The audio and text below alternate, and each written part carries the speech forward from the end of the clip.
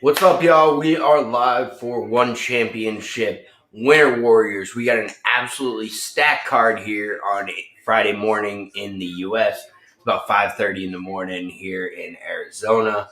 But we got some absolute bangers to kick off the day here. We are already kicked off with the first fight. We got our boy Young Hu versus Wakamatsu. Young Hu's a very well-rounded fighter. Wakamatsu's more of kind of one-punch knockout power, but some serious power out of both of these guys. Japan versus China, so obviously there's a rivalry there, but should be a good scrap.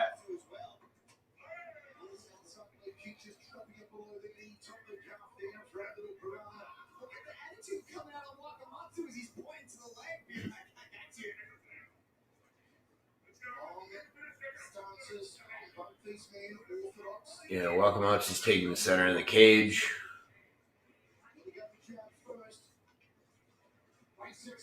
Looks like Watchamatsu's early leg kicks might have hindered that front leg of Hu. Ooh, there's a nice combo by Wakamatsu.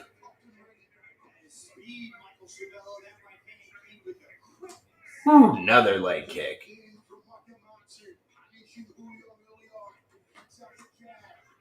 Yeah, Hu just can't quite find the range. He's sort of chasing him. When he is trying to engage, he just seems to be, just a little bit out of range. There he kind of blitzed him and seemed to hit him with a combo, but really couldn't get much.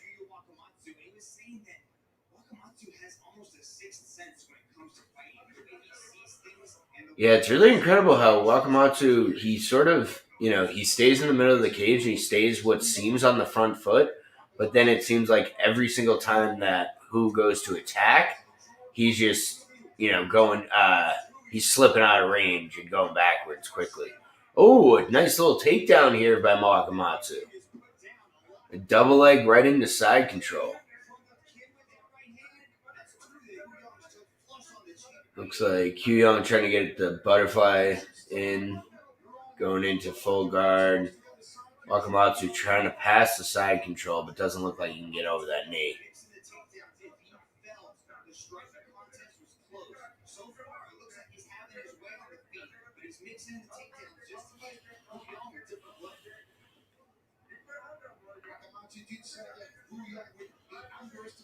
Come on now. All right. Ooh, almost past guard. Wow, that card's actually pretty impressive for Hugh. Oh, but there it is. Wakamatsu passes into quarter control.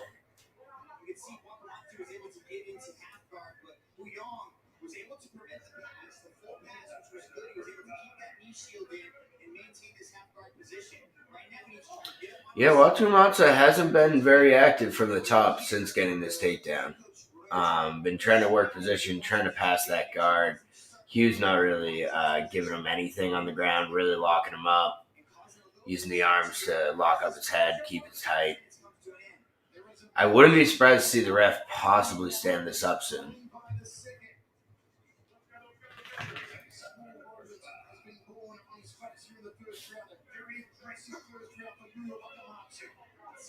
But I mean, a complete round for Wakamatsu. He definitely dominated, had a few nice little combos and leg kicks early, and then gets the takedown and the ground control for about a minute and a half.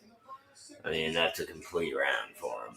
So, I wonder though, he, as I said on the podcast last night, I think Wakamatsu's nasty, but I do think that Q Young is a tough fighter and he's not easy to put away. So I really do wonder, the longer this fight goes, I believe it kind of goes advantage Hugh.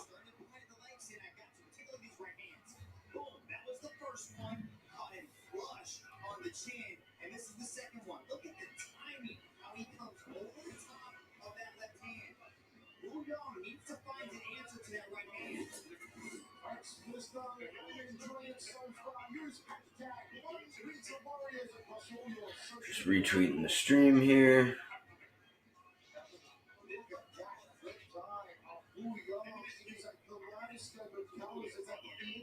Alright, let's see here. Word. I mean, should be an entertaining fight because, like I said, even though Wakamatsu's dominated the first round, I really think that Hu Young is the kind of guy that just keeps going. He's the Energizer Bunny. He never stops. I mean, he's got to figure out a way to get this range because just kind of trying to blitz forward, being off balance, and wildly throwing well, Wakamatsu just slips it is not the plan. I like this. He's starting to get some leg kicks going. That might help him with that range. Big one over the top for Wakamatsu. And they go right into the clinch and a back trip by Wakamatsu. It's interesting that, it seems like Wakamatsu might have a bit of the advantage in the power and the striking, but he keeps bringing this to the ground. So I don't know if it's a control thing. I don't know if it's something that he's really trying to, okay, here's some more ground and pound out of him. He's looking to be a little more active this second time down on the ground.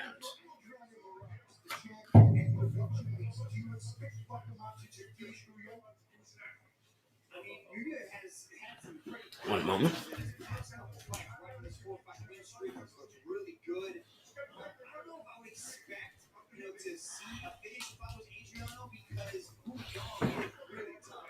All right, Hu Young still up. Finally, Wakamatsu passes that guard. He's into the side control he's been desperately looking for. Cradling up Yu. I think he's going to try to work this almost to the crucifix if he can get that other elbow underneath. Now he's getting some nice little short elbows from the side control. Ooh. Sneaky little knee from side control. That is something with one championship. Knees to a grounded opponent are legal. So that's something if you're watching and you're used to like UFC or some other promotions, grounded knees to a grounded opponent are legal.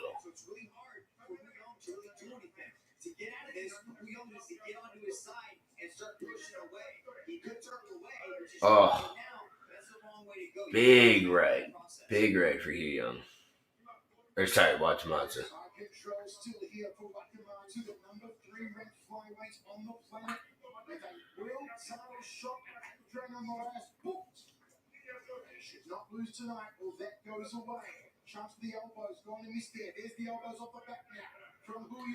Hu Young trying to get some offense from the bottom.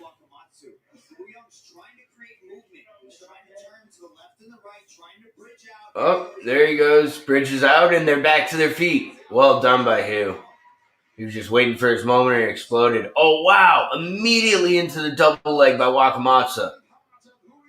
Wow. No hesitation. I mean, clearly, this is the game plan that Wakamatsu wants. He wants this side control. He wants to do damage from the top.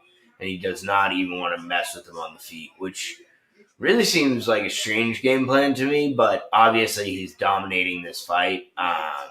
Could probably inflict a little more damage, but he's definitely, in control so far. There, Hu Young shrimps out and gets back to his feet again. Same move.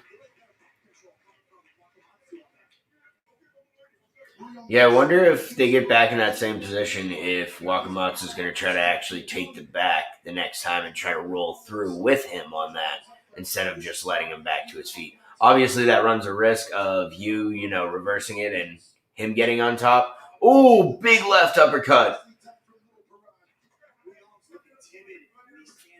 Yeah. Hu Young's definitely looking a little tired and he just looks like he just can't find that range. And because of that, he's a little hesitant to throw. And Wakamatsu is just dominating. Oh, single leg takedown into some ground and pound. Hu gets back to his feet, but he pays on the way up. Wakamatsu with another double leg. This one, Hu got a nice little body lock to at least not give up that side control immediately. He's trying to shrimp back up to his feet, trying to build off that elbow, but 20 seconds left in this round. I don't know if he'll be able to get anything. I mean, he's working back to his feet here, but Actually rolled into a nice reversal, and Hugh Young actually has his first top control.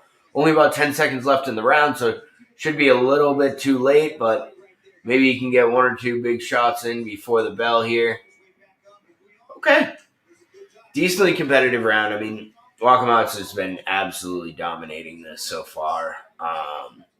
But as I saw in his last fight, he sort of wilted a little bit in the third round, and Yu Young's typically someone who's just hard nosed, goes to a lot of decisions, and really is a tough guy to get put out. So I don't know if this is really going to be one of those, if I could see this fight changing here.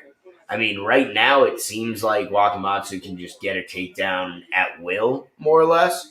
But the last two or three attempts, Young has at least been a little more cautious of it. And at least, even if he gets taken down, he's working quicker to get off his back or try to reverse the position.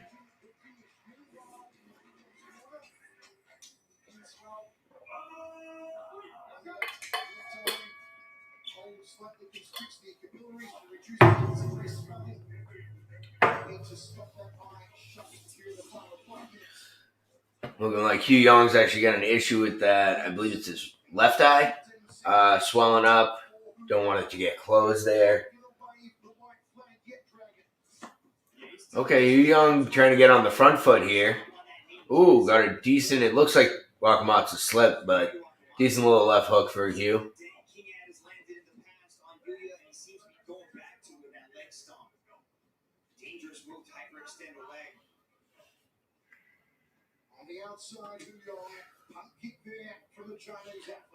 Hugh Young trying to kick from the outside, but Wakamatsu immediately goes in for the takedown. Not as clean of a takedown, but looks like he's still going to work his way to control here. Hugh Young did a good job to at least pull full guard there, not allow Wakamatsu that side control he's been looking for.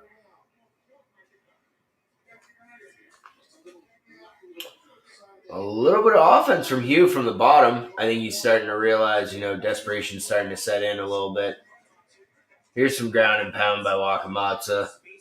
Big hammer fist. He's trying to pass that guard again, and he's not quite got it. Wow. But Hugh gives up his back. Yeah, gives up his back to try to stay out of the side control. And it looks like he's got both hooks in. And there's a lot of time left in this round, about 3 minutes, 15 seconds left. Definitely some time for Wakamatsu to work here. Wakamatsu actually gave up the back position here to go back into that half guard. Hugh finally not really accepting position, but, at this point, he's sort of just, delaying the inevitable. But he's worked back to his feet here.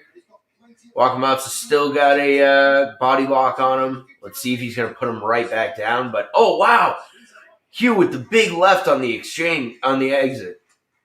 Wow, but another immediate double leg for Wakamatsu. But Hugh got in a nice whizzer and got back to his feet. He's not accepting the position of the takedowns immediately anymore. I mean, he's getting thrown to the ground, but then he's trying to roll out. He's doing his thing to try to, get a better position off this, possibly reverse it. But it does seem like Wakamatsu just has the clear strength advantage. And more or less, like once Hugh gets into a advantageous position, he just picks him up, throws him back down. We're back here in half guard. Hugh trying to get some offense from the bottom. Ooh, some nice shoulders pressure and shoulder strikes out of Yuya.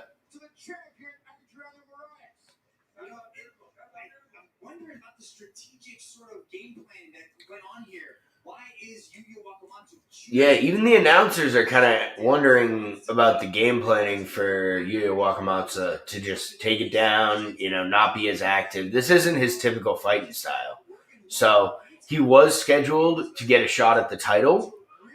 So I'm wondering if that possibly he's trying to, limit the damage that he takes in this fight, still get a win, still get the job done, and then, still get his title shot when the champ's ready.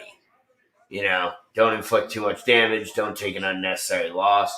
But they're back to their feet now with a minute 20 to go. Let's see if anything can change here.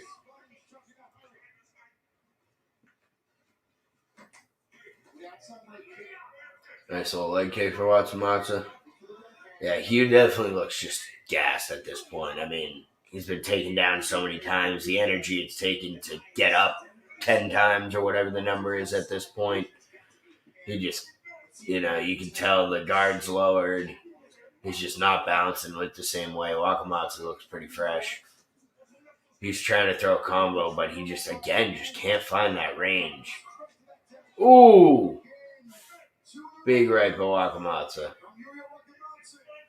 And all he is really doing when he does blitz like that is he's just entering Yuya's range.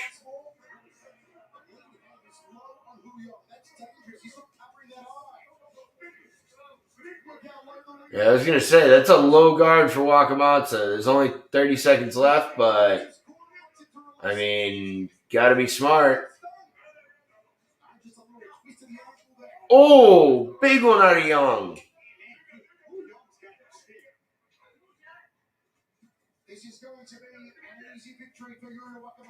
Yeah, this should be a pretty simple decision. Wakamatsu by decision, no doubt. He dominated the fight. I think he'll still get his title shot.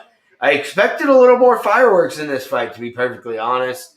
I mean, 8, 10, 11 takedowns. I'm not sure on the stats exactly, but I mean, it was just a dominant performance.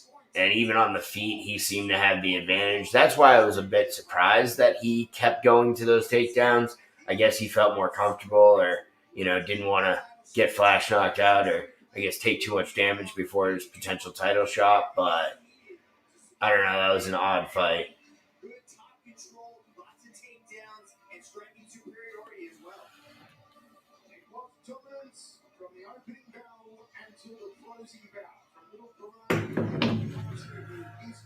But the low piranha is a problem, though, because I mean, he has some elite striking, and I guess now if he has this, elite takedown game, that's a well-rounded fighter. That's a problem to deal with for pretty much anyone in this division, including the champion. So I'm going to be interested to see what his approach is in his next fight. And also, this is one of those things that he's not the kind of fighter that if you think he a wrestler and he going to just keep taking you down, he's going to start throwing those hands. So I do think this was at least a good showcase of like his entire game. I would have liked to see if he was going to be, really work that ground game and really try to, take him down. And that was the game plan. I would have liked to see him be a little more active from the top, inflict a little more damage. He had a few nice elbows, a couple nice knees, but I think with that much ground control time, you need more. Let's see here on the post fight.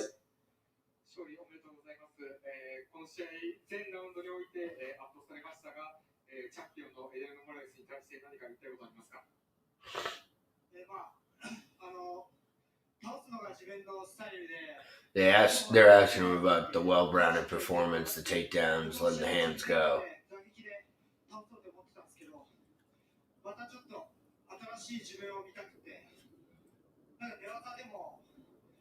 Always got to wait on the translator in one championship, unfortunately.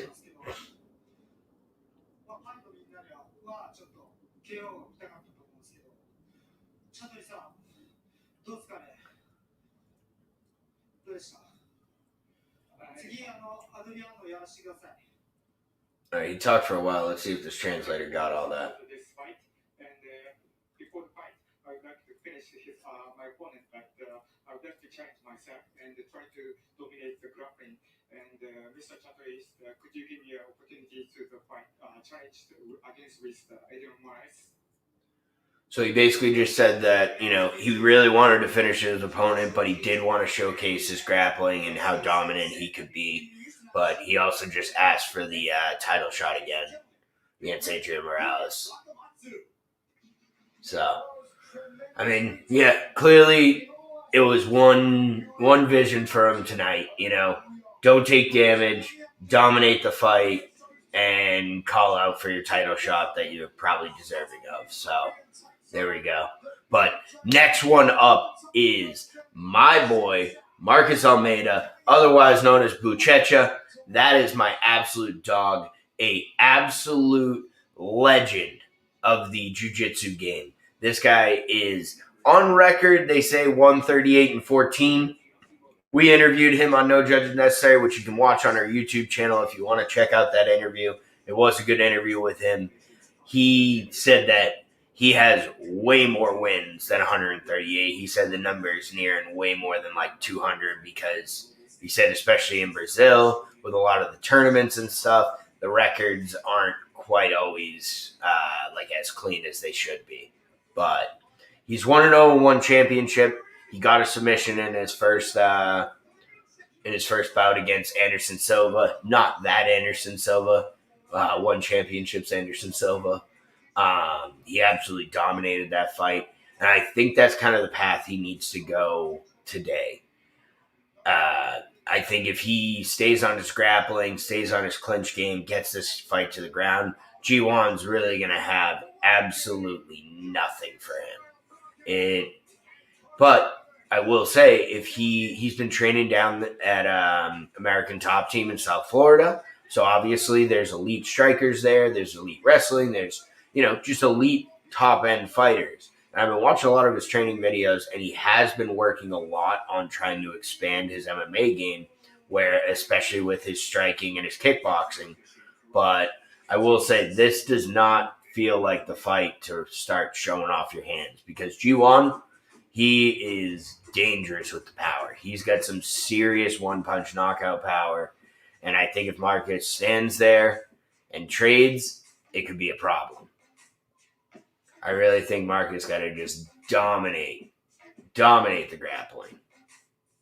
And the thing about Buchecha, and that's why, I'm not as well-versed in the jiu-jitsu world, but I know Buchecha, he's, a 13-time world champion. And the thing that actually is really impressive, and if you're not as familiar with jiu-jitsu or you want to, learn a little bit about jiu-jitsu, Buchecha's a great guy to watch, because the thing that I really like with him is that he's ridiculously active from the ground. He's always changing positions. He's always moving to something next. Like, we even talked about it where he's like, he hates when in jiu-jitsu, two guys basically just lay on each other and, trying to work for submissions or whatnot. Like, he's constantly moving. He's constantly trying to make something happen. So I expect some high action. And it's going to be an interesting thing, especially as he, develops his MMA game. I think that the knees to a grounded opponent could be a massive, massive advantage for Marcus, because he's already got some serious power. He's already working for altering angles on the ground. A lot of north-south, a lot of side control, things like that. And if he can add in some knees to really, loosen up an opponent, which will probably help him advance to his next position and everything like that, I think that will really be a massive advantage for him.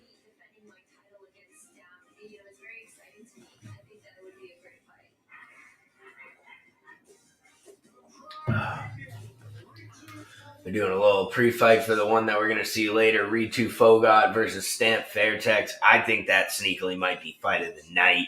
That's going to be an absolute banger. It's the conclusion of the Atomweight Grand Prix. Both these fighters have earned their way through an 8-woman tournament, and this is the final. The winner of this fight will get a chance to fight for the title against Angela Lee. Obviously a legend of the sport in her own right, but Stamp is sort of a legend across the Filipino Muay Thai game, and obviously from Fairtex Gym. They've really been a massive impact on One Championship, especially in the beginning of One Championship, and they sort of ran shit for a little bit, and then they, have not, I wouldn't say that Fairtex has fallen off. I think the game has caught up to her. And one of the people that's sort of caught up to her is Ritu Foghat, wrestler out of India, who's a really exciting young fighter with some real dominant power in wrestling. But here we go. Some heavyweights, some big boys. Kang Ji-won versus our boy Buchecha. Let's go. I'm interested to see if Buchecha's added anything to his walkout. So obviously you can use those awesome you got those sick walkouts. So let's see if he's added anything. He seems like a bit of a sort of simple guy, you know. He doesn't do too much crazy with the walkout. We even asked him if he was going to customize his fight kit at his debut, and he basically just said, "Nah, my sponsor's going to send me something, and I'll wear whatever. I just want to, give love to the sponsors, and that's it." So he seems like a dude that's all business. I mean, he'll joke around in a bit, but he's a guy who definitely wants to just, go out there and dominate. But Ji Wong, man, they're showing his highlights. He's got some brutal knockouts and just some borderline dominant performances.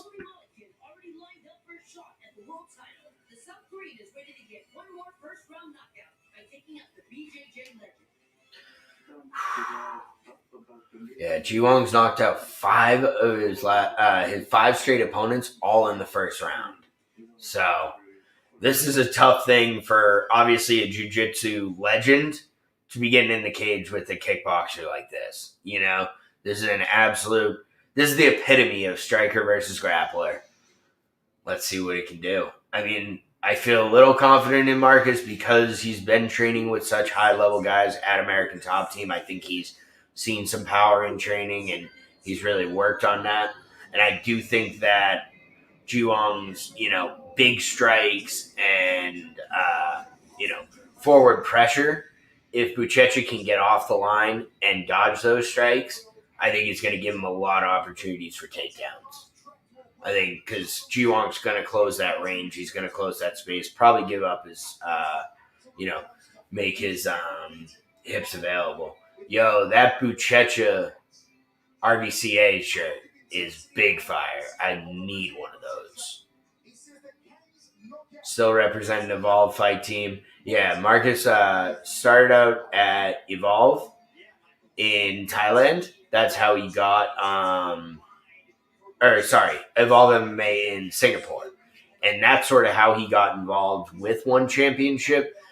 Talked to a couple of the promoters and whatnot, and sort of felt like that was really the best spot for him to, start his MMA career. So, since then, he has moved back to America to work at American Top Team to really try to round out his game, but still shows a lot of love to Evolve and still does some camps out there. It's been a little tougher in the COVID era, but he said he ideally would like to, still do, or at least maybe finish a camp the last week or two at Evolve in Singapore, so that it's a little lighter on the time travel and jet lag over to Singapore from the U.S.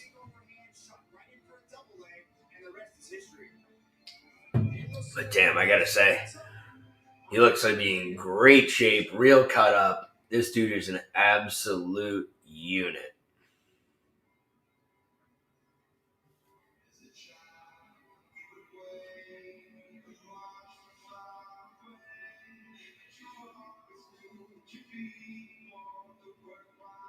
Okay, G1 Kane coming out to some fire walkout music. All right, I see you. Damn, his walkout looks nasty because in the background they're just showing all his first round knockouts, and there's a few brutal ones in there.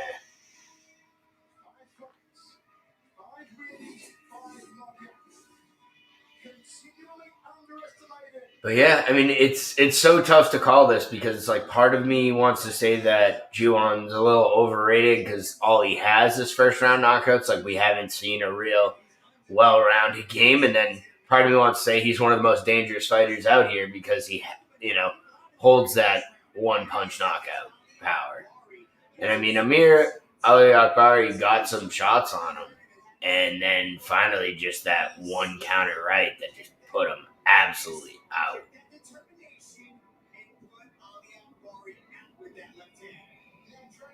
And that's why I really don't want Marcus to stand and trade with him because I really think that, he might be able to land on him. And Juwon honestly doesn't have the best defense.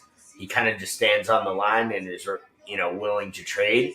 But that trade throughout all of Juwon's career has gone in his favor. So that's not a trade I'm trying to make tonight. I want Marcus to just do his thing, dominate, get this big boy to the ground, and go to work.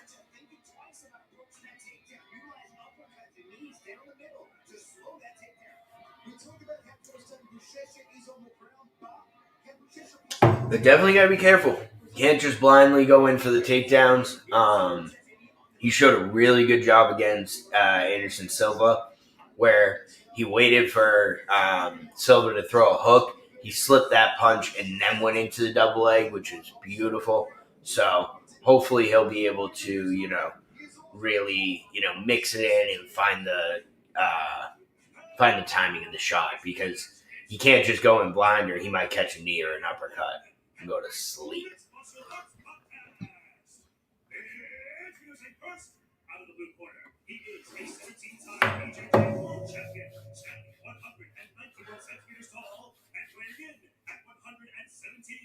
Come on, Buchecha, my dog, let's go.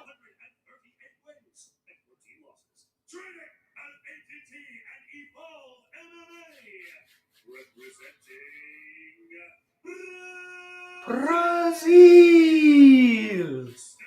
Let's go. Dom Lau's an elite announcer, I will say. I gotta give all the credit to that. Dom Lau. When he calls the fights, they slap. And I give him a lot of credit, too, because, not this one, but he has a few tough name battles, and he never messes up. He's always on point.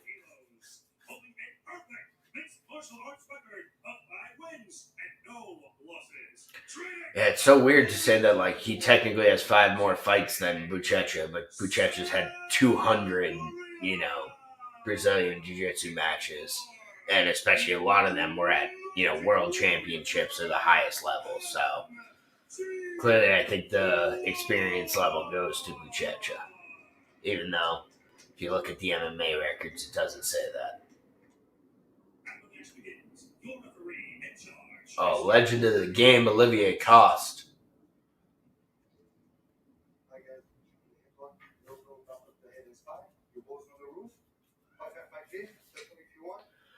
Touch gloves, and we're about to be off. Let's go. Let's go, Buchech. Come on, this is my guy. I will say, every single fighter that has come on No Judges Necessary has not lost a fight yet. So, I don't want to jinx him right there, but the bump is real. You come on No Judges, you win your fights. And that's what we're about to see out of Marcus here. Come on, guy. Let's see it.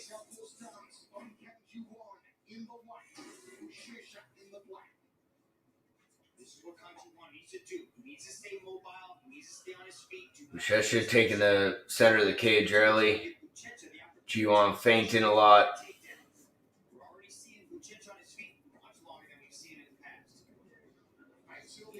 Buchecha being a little cautious here early.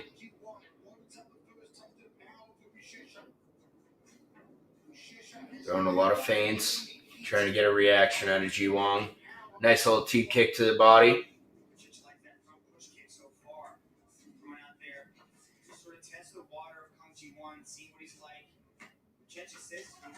There's the takedown. Beautiful double leg by Buchecha. Presses him right against the cage. Immediately into half guard. Passes the guard. Now we go to work, bro. Now we go to work. Let's do it, kid. This is what we were looking for. Find that timing. Go to work. Got him pressed against the cage. Big left.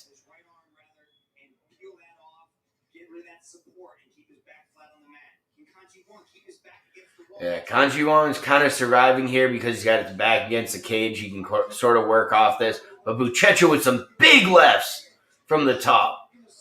Really trying to soften him up. Really putting on that pressure. And just Buchecha's top pressure. He's always chest to chest. And he's throwing these big lefts. Big lefts. Ooh! Juwon working back to his... Trying to get back to the base, but... Buchecha just keeping that body lock. Takes the back. Got one hook in. Trying to get that second one. He's almost got it. He's a little high on him. Let's see it. Let's see if he can flatten him out. He's a little high up on the back of G1, which could be a problem for the submission. Let's see if he can roll him out and flatten him out here. Now he's gotten him flattened him out. He's almost got it under the chin. Let's see if he can finish here. A bit more of a neck crank right now. Not quite under the chin, but definitely not a position you want to be in. Let's see it.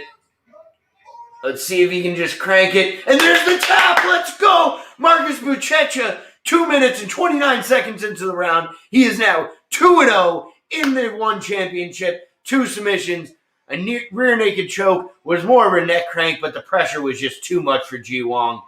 I mean, this guy is absolutely elite in every sense of the word. He found his timing. He wasn't overly aggressive early in the fight. And then when he found his shot, got a beautiful double leg, straight into half guard, pressed him against the cage, softened him up. The second that Ji Wong tried to get back to his feet, he snatched the back, got those hooks in, and then just started cranking that neck. Wow. What a performance by our guy, Marcus Buchecha. This is going to be my dude. I think he's on a fast track to this heavyweight title. I don't know if there's anyone in this division that can handle this pressure, can handle the power that he shows from the top, and that jiu-jitsu game is just beyond elite. I mean, there's definitely guys who have the power to maybe put his lights out, but I don't know if he's even going to give the opportunity for that at this point. You know, he is elite. I mean, when he gets his hands on you, it's like a boa constrictor. It is over. And I will say, he took almost 0 damage in that. So expect to see Buchecha back very soon. He's a guy who likes to fight often. We were talking to him about that. He's used to, in the jiu-jitsu world, fighting every weekend or a few times a month or something. So I would expect after this performance where he absolutely dominated, I don't know if he even got a scratch on him. He's going to turn around and probably be very active in this heavyweight division. And, I mean, I know it's looking ahead, but I can't wait to see him eventually fight Ajin Bilal. That's the fight I want to see. You just got a big win over a top contender. Where do you go next? I don't know, man. Just like I say, thank you guys very much. Thanks for watching Chamionship. It's an honor to be here, to be part of all that. And I'm just a single guy. Got to fire off the tweet from my boy. Let him know. Keep it growing. Day by day, step by step. No rush to do anything. No rush, but there's got to be a point. Let's go. Because you're doing so good inside the circle. Yeah, I mean, to be honest, I had like a couple of months that keep changing a lot, so I was training for them already. So maybe one of the fights that's supposed to happen would be great. Or I'm just an employee. Whatever the organization tells me, I'll do it, and that's it. Well, either way, we look forward to your return. Ladies and gentlemen, your winner, Buchecha. Buchecha continues to wreck opponents and does so very, very easily. An impressive first round submission over the previously undefeated Captain Ji Wong.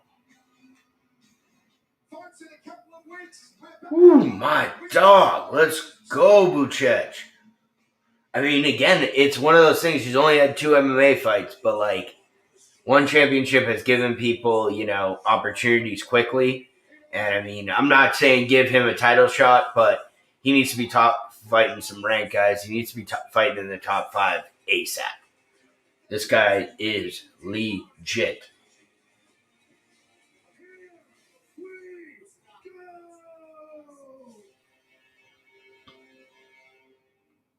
That's coming back here in Singapore, December 17. It's going to be Team Lakai, Team Philippines versus the world. The awesome foursome from Team Lakai, including the debut of Chuklo Sengao, Stefan Roman, former world champion Kevin Bellion, and the King, Danny Kuna. Let's go. That's my guy. Ooh. Another banger up next. Timothy Nastyukin taking on Daji Arslanev. This is going to be a very interesting one. Timothy Nastasiukin probably has some of the most vicious knockout power at the 155 division in the world, regardless of uh, promotion. Like UFC, One Championship, Bellator. This dude has some of the most power in his hands of anyone. But his game's not the most well-rounded. His game on the ground isn't the best. And he has found there has been a few, situations where, he has lost in the past. He has lost to Arsanalayev. So this is a rematch. Arsanalayev actually put his lights out last time. So that's something to look into. But I do think that we're going to see a better Nastasiukin at this point because of he's definitely evolved in his game. He is coming off a loss to Christian Lee, the former champ, but I do think that this is a bit more of an evolved fighter than Arsanalayev saw the first time. Arsanalayev hasn't actually fought since 2019 when he actually lost to Christian Lee, who was the then champion. So I'm very curious to see what he looks like not fighting for 2 years, fighting a guy that he's already beaten. I wonder if Daji kind of, I wouldn't want to say overlooks this fight, but kind of feels like, oh, I've already felt his power. I should be okay. And if he has that mindset with Timothy Nastasiukin, it could really be a problem for him.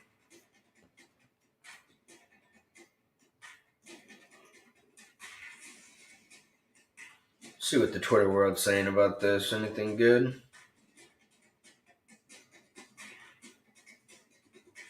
Hey, shout out One Championship, like my tweet. My guys. Love them. Let's search up One Winter Warriors, see what people are talking about. See people gassing up my boy Buchech.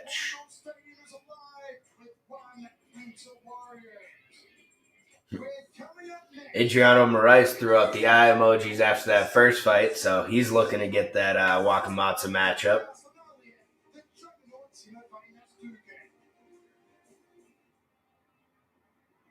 Yeah, people just saying no sweat, easy one for Buchech.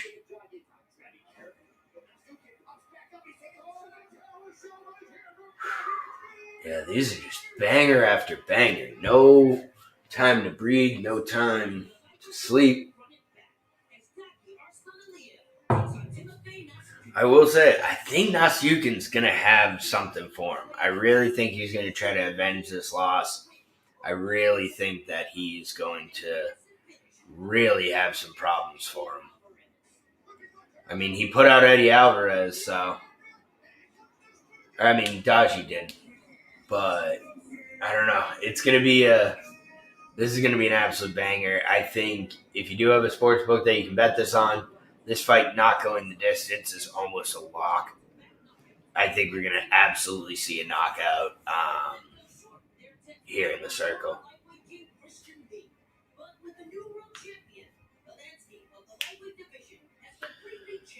Yeah, honestly, what I would like to see moving forward for this fight is the winner of this fight should get a rematch against Christian Lee, and then the winner of that fight should get their chance at Akrayoun, the current champ. So, I'd love to see it. Wow, 86% finishing rate combined out of these two guys. 18 first-round finishes, 9 finishes under a minute. Nastasiukin holds the record for the fastest knockout with 6 seconds, and Daji actually holds the record for the fastest submission in 25 seconds. So, expect some instant action here out of these two fighters. Here comes Daji.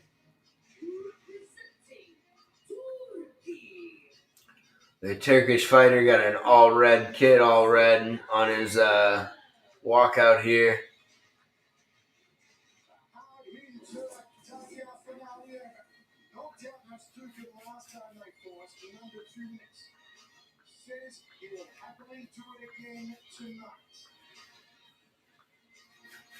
This one got me on the edge of my seat because I just know that, like, this fight could be quick. This one could be very quick.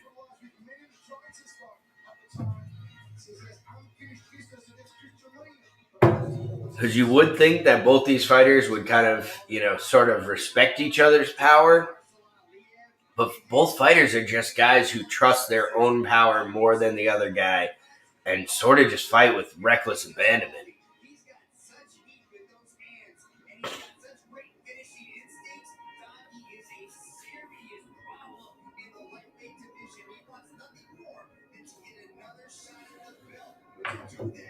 Come on now.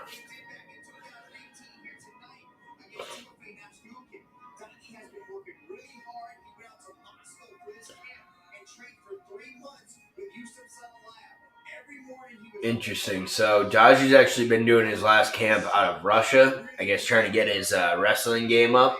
So I wonder if that actually could be a strategy for him, especially after not fighting for a few years. Maybe he tries to utilize those takedowns and try to kind of, take down Nasuyukin. Nasuyukin's shown that he's had some issues on the ground. He had issues on the ground against Christian Lee. So obviously he has that knockout power, but maybe, when you get two boxers, one of them's going to be smart enough to grapple. So that could be a smart way for him to sort of, take a little bit of power out of the fists of Nasuyukin early. I wouldn't hate to seeing him try to get a takedown early.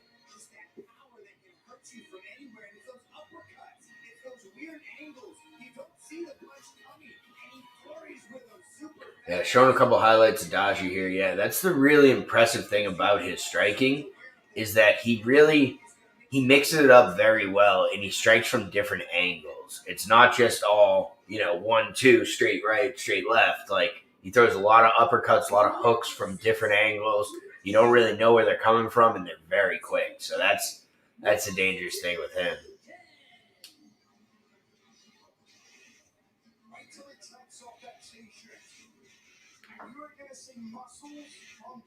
Here comes Timothy Nasuyukin from Russia. He got a little bit of almost like a Petr Yan look to him, And this dude is an absolute unit at 155. This dude's got muscles on muscles. He's got muscles that I didn't even know existed.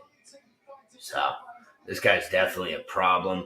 He has been training out of Tiger Muay Thai with Petr Yan and Rafael Fiziev. So if that kind of tells you what his, Muay Thai striking style is, there you go. He's got a little more, one-punch knockout stuff and not quite the crispness and the volume that you would see out of a guy like Fiziev or Yan. But he still has those Muay Thai type skills that he can put those vicious combos together. He's got some pretty decent kicks. So I always like my guys out of Tiger Muay Thai. Always have to support them. So I'm riding with him. But it's going to be a good one.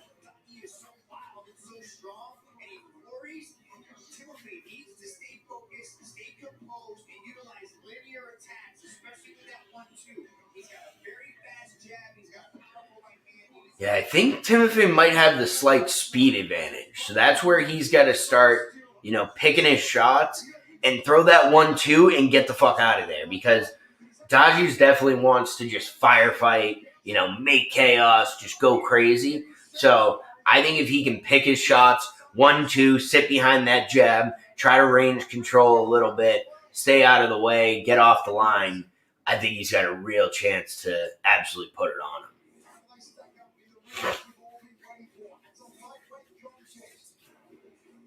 Number 5 versus number 3. I mean, this is basically the fight to see who's going to fight the number 1 contender to see who fights Akrayun. So, and both of these guys would love to get a chance to get some redemption against Christian Lee. So that would probably be the obvious matchup right after this. But we got to get there first, and there's a killer on both sides. So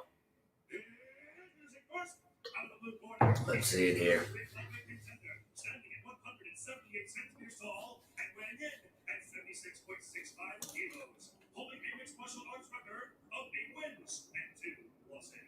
Representing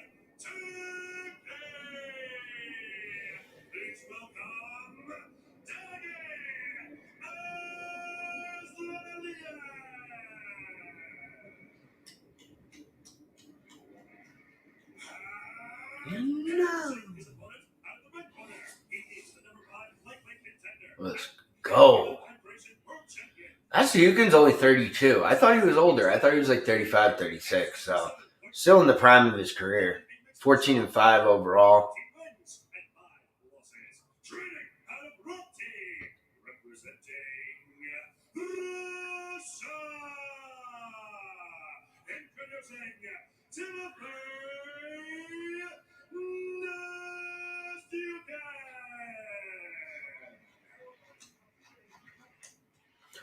Come on now.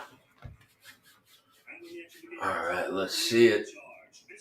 They put big boy Justin Brown as the ref on this one. I mean, you probably need a bigger dude in there to make sure no one dies. His hands are about to fly. This is like watching two Mack trucks about to collide on a freeway. 18 first round finishes. Yeah, this is about to be an absolute car crash. I feel like this is two, Ferraris that are just going to drag race into each other. All right, we touch gloves and we are off. Nasyukin takes the center immediately and, like I thought, tries to get behind that jab early. Ooh, firefight. Nice combo for Daji. Finishes on the leg kick. Tries to throw the hook. Checked by Timothy. Ooh. Big combo by Nasyukin. This is going to be one of the hardest fights to call because they both just stand there and trade combos and you kind of don't know what hit.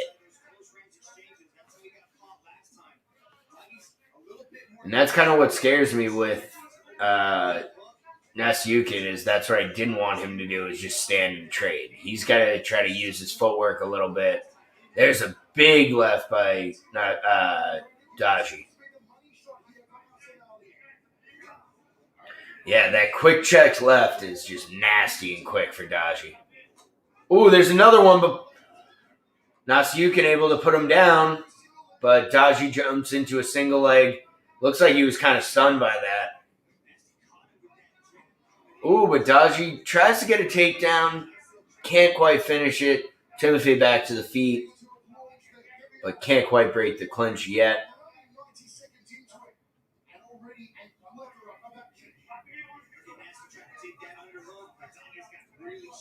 Daji back onto the single leg, trying to get that trip.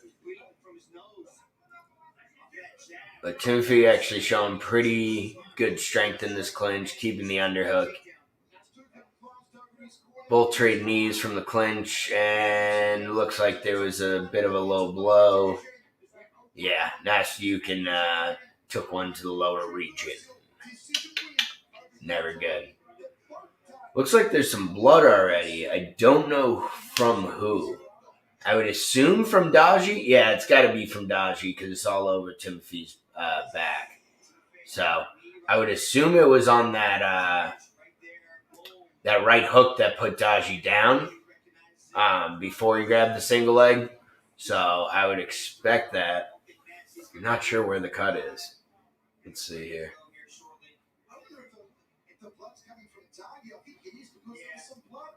Yeah, it looks like Daji. Oh, it just looks like his nose is bleeding, so. Yeah, you don't want to blow your nose. He's trying to clean it up. You got to be careful blowing your nose. Sometimes when you blow your nose, that can just blow everything out once you have the blood. So, if it's his nose, I would assume it was that early jab that Timothy landed on him.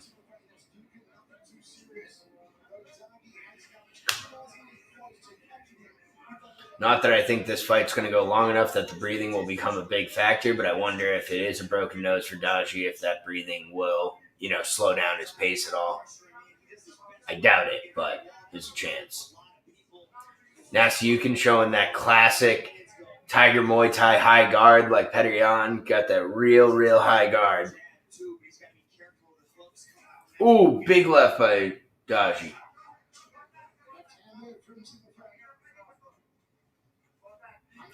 Both just trading these front lefts. A little more cautious here. A little more feints. Trying to find the range. I mean, by their standards, which is usually just a tornado of chaos.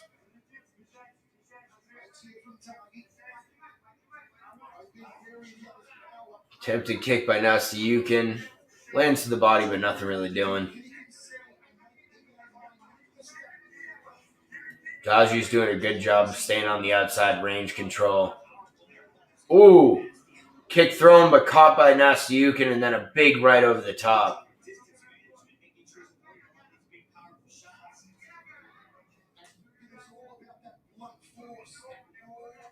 Ooh, tried to throw a big right, but Daji was able to get out of the way. Little combo, might have hit the chin there.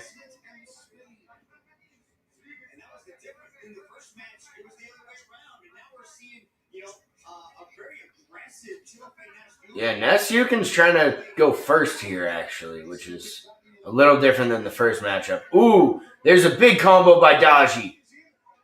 Uh-oh. Timothy's on the back foot here. Big left. Ooh, nice knee. Daji trying to unload here. Timothy at least able to get to the clinch. Now Nastasiukin's cut up. A lot of blood in this fight. Yeah, it looks like Nastasiukin's trying to just hold this clinch. He looked up to the clock. There's about a minute left on the clock. Just under now. Let's see if Nastasiukin can spin out. Try to throw a big uppercut.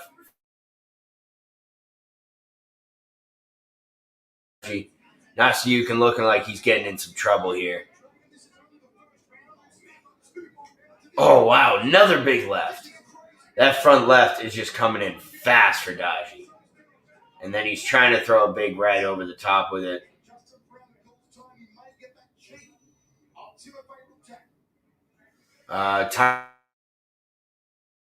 Exactly what's going on. Is there a medical timeout? Are they really checking out the blood on? Yeah, that's what it is. They're checking the cheek of Nastasiukin. So continue. That would be a brutal way to end this fight. Obviously, you got to keep the fighter safe, but this is an absolute banger. They are throwing fire. We cannot have this stop because of blood.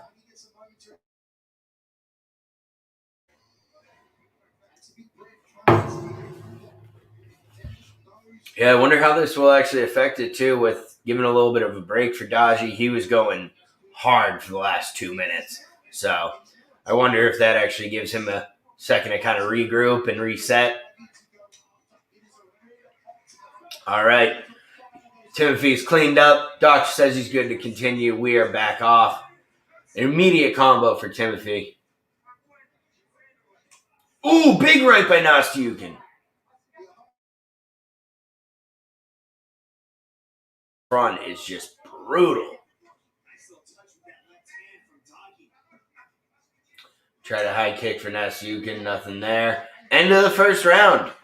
What a round. I mean, I did not expect this to get out of the first round, but my God, these guys are tough, and these guys got some serious speed with some serious power behind it.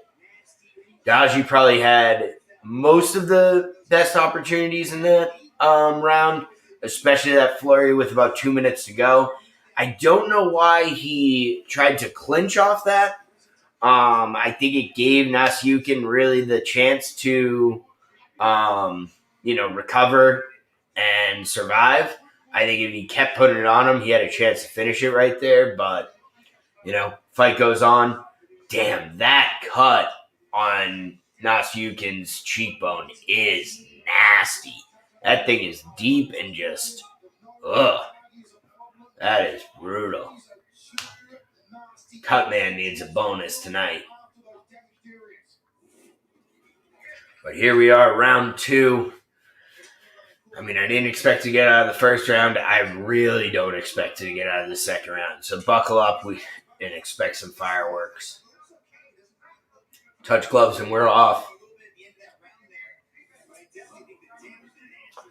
Different from the first round, Daji immediately takes the center of the cage and Timothy fighting a bit off the back foot. Oh, big right. Oh, down goes Nasiyukin. Daji trying to put it on him. Daji absolutely unloading, but Timothy gets back to his feet, still swinging. Daji goes in for the single leg, takes him down. Wow. I don't know how he survived that flurry, but he's still alive for now, but now in a bad position. Goes into half guard here.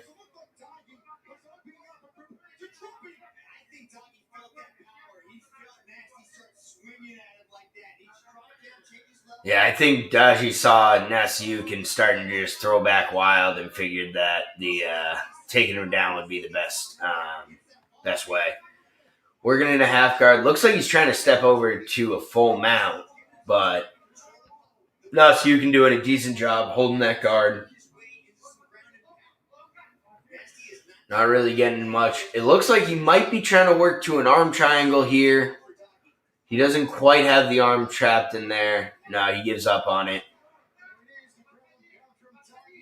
As Daji throws a few ground and pound shots, Nasiyukin does use that opportunity to try to shrimp out here, try to use his knees to get him off, create some space here. Trying to build off that elbow. Got to be careful not to give up the back here. Shrimping out, Daji starting to get a little bit of ground and pound, some nice elbows from the top. Let's see if Timothy can get back to his feet almost, but Daji puts him right back down to the elbow.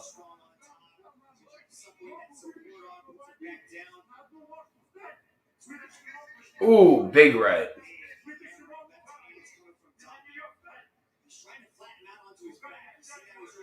Yeah, Timothy's not accepting the position. He's not getting flattened out, but every time... Oh, wait. They just stood it up for... I'm not sure what happened. Was it eye poke, or are we checking the blood again? I mean, come on. Really? Really? We're checking that cut again? Oh, man, though. That cut is bad. Okay. I mean, that thing is a flap, and they're, like, opening it and shit. Oh. That's nasty. That's some nasty Yukin. Ugh. Yeah, I mean, I don't know. They're cleaning it up pretty well, and it seems like once they clean it up, it's not bleeding as badly, but I don't know. At some point, how many times can you stop it for blood? Okay. Restarting here, giving back the position to Daji, and start. Fight's back on. I do like that in one championship that they are a little more willing to just, stop it for the doctor, check it out, and then, hey, right back to the same position. Let's go. Okay, Nasiyukin doing a little better here, trying to work his way to the cage. He's up to a knee at least. Let's see if he can build off the cage here. He is back to his feet, and here we go. 2 minutes left in the round. Back to our feet. Let's see if we can see some fireworks here. Ooh. Big left, and an immediately body lock and a takedown by Daji. He must be seeing something here. Nasiyukin look like he's kind of folding a bit. I think that cut's really bothering him. You can tell that he keeps touching it. He keeps reaching for it. But that's something that he can't focus on with a guy with the power and dominance of Daji.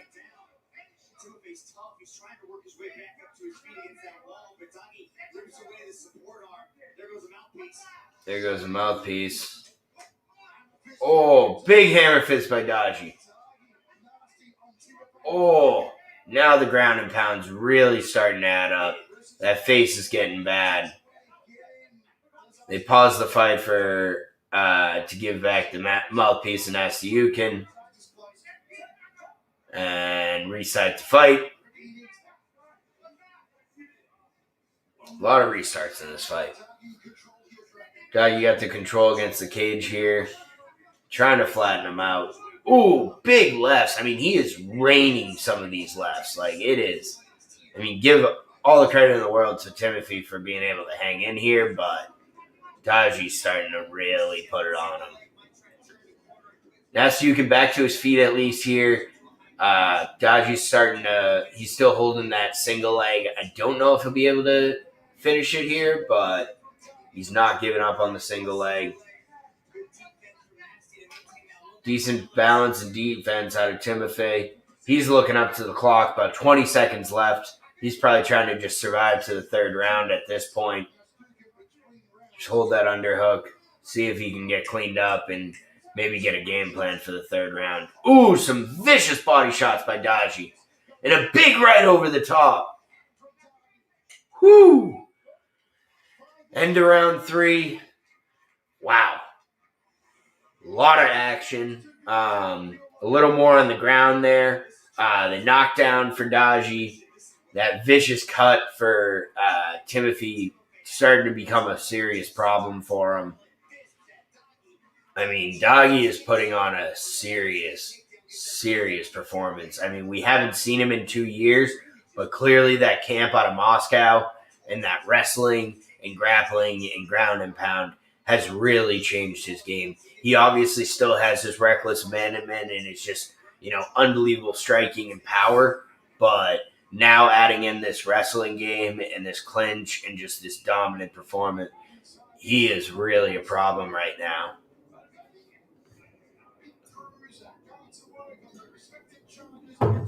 But Nasukin still always has that one-punch knockout power, so you can't count him out of this fight, but so far, all Daji.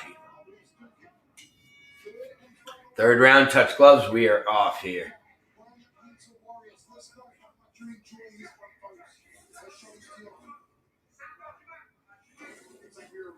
Ooh, nice jab for Timothy. I mean, he's got to get that jab going. It's tough because he throws one and then Daji throws 3. But nice little low kick by Daji. Ooh, nice left hook by Timothy. Yeah, you can definitely see a little more sense of urgency out of Timothy in this round. He's not trying to be too reckless, but he's definitely throwing with a little more volume. Nice little leg kick. Ooh.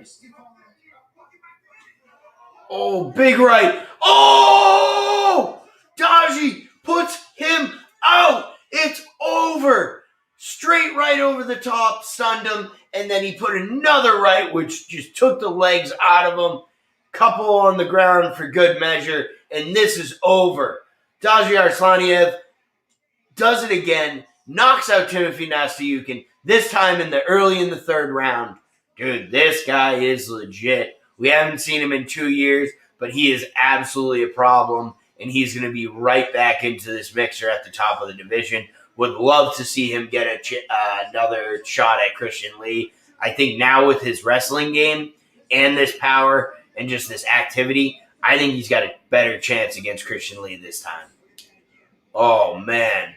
That right made him do the chicken dance, bud. Oh, man, that was bad. Oh, right on the button. And then just the second one for good measure. Good night. And hops on 2, 3 more on the ground. And that is it. What a fight. What a fight. Yeah, that's tough for Timothy. I mean, obviously a good fighter, but 2 straight defeats, 2 straight finishes, not exactly where you want to be out. But you know what? Get back in the gym, work with your boys at Tiger, get better. It's definitely not over for him, but my God, that was vicious. That was absolutely brutal. And that's one of those tough knockouts where it's not just like, oh, hey, flash knockout 30 seconds into the fight where this guy will bounce right back. He took a lot of damage on that fight. I really hope that cut doesn't have any issues. I mean, at least it's under the eye, so it shouldn't mess with any vision or anything. But how deep it is, how vicious that was, I wouldn't be surprised if he broke his orbital bone or if he broke his cheekbone or, something in that face is probably smashed up. So I wouldn't be surprised if we don't see Nastasiukin for a little time as he recovers. But let's see what Daji has to say here on the post fight. And it looks like Christian Lee and Okray Yoon are destined for a rematch. Do you think you just skip the queue with a performance like that, or do you want somebody else? They asked him, Okray Yoon and Christian Lee are probably getting a rematch. Do you think you skip the queue and you're going to wait for the winner, or do you think there's going to be someone else in between?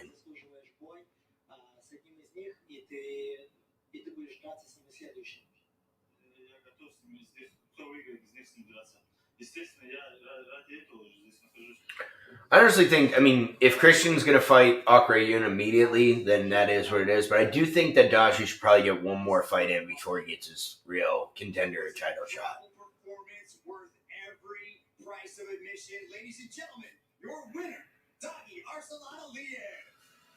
Are we looking at a future lightweight world Yeah, now with that wrestling game, with that kind of power and just reckless abandonment, the top of this division is incredible. Between Okray Yoon, Christian Lee, and now him, all of them can strike. All of them have elite wrestling. This is going to be an interesting one.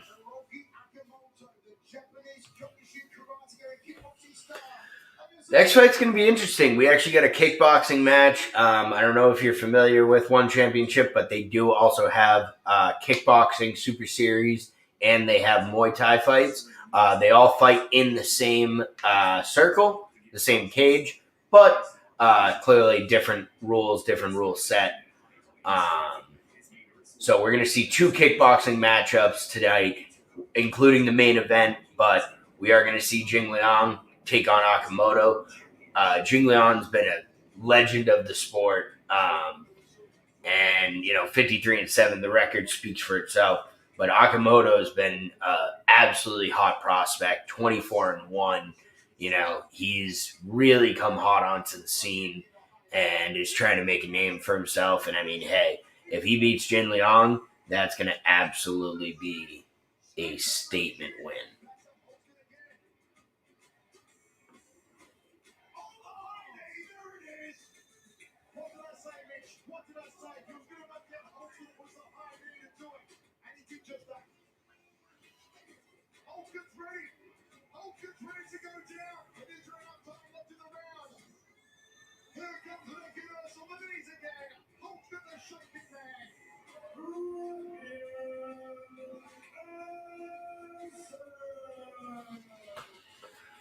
What do you say now?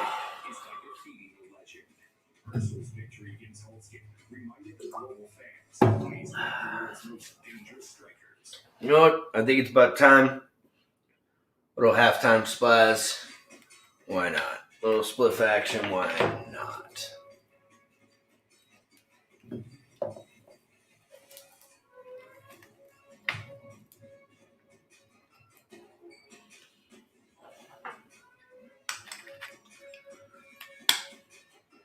I will say, One really does the best job, I think, of any promotion in the world of just promoting.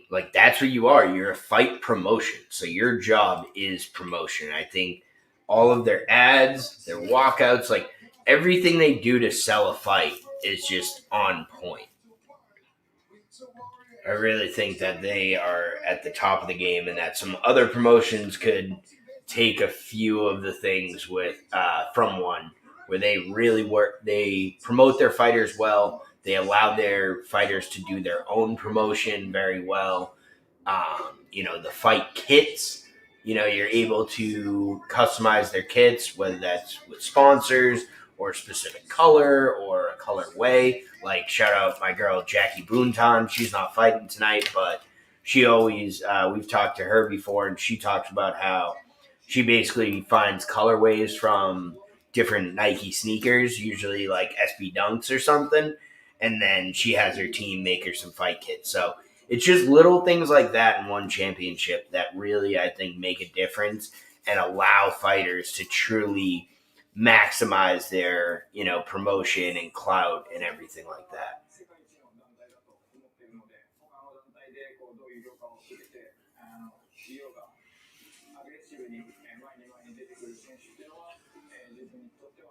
I kind of like. So they're showing some pre-fight hype on Akamoto. He's saying basically that he really likes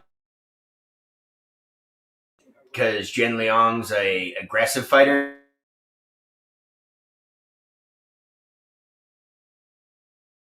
His fighter to come forward wants to be aggressive. Um, Jin Liang said that if he wins this fight, he wants to take on Captain in the next fight, who I believe is the champion of this division. So this is a basically, I don't know if you could exactly call it a number one contender fight, but the winner of this fight will have a title shot in the near future. That's for sure. I don't know if it'll be the next fight, but it will definitely be in their future. So this is a very exciting kickboxing match. Japan versus China, a matchup as old as time, and these dudes are going to absolutely throw bombs. I think that Hiroki Akamoto is going to try to be the counterpuncher. But against a legend like Zhang Liang, that's a scary, scary task because if you're letting him go first, you might not get your chance to counter. He said Chinese kickboxers are easy to fight because they just charge forward aggressively. Yeah, he sort of called it out, and I don't have any opinions on this matter, but he said that Akamoto said that Chinese kickboxers are the easiest ones to fight because all they do is charge forward, and that's very easy to counter. So we'll see. Maybe he knows something that we don't know, but I'm not sure. Let's see it here.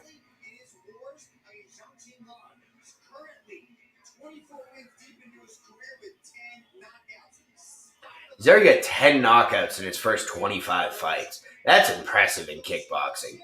I mean, obviously, the larger gloves, that is something you will notice. They do have bigger gloves than typical Muay Thai or MMA. I believe they're 10-ounce gloves in one championship, which is actually slightly smaller than a boxing glove. So you're kind of in the middle of an MMA glove and a boxing glove. So a lot of the kickboxers like the gloves that are used in one championship, and it's part of the reason that they have all come to one championship for this unification. That is a big thing with one championship and kind of their goal, especially in the world of Muay Thai and kickboxing, is that there's a lot of people who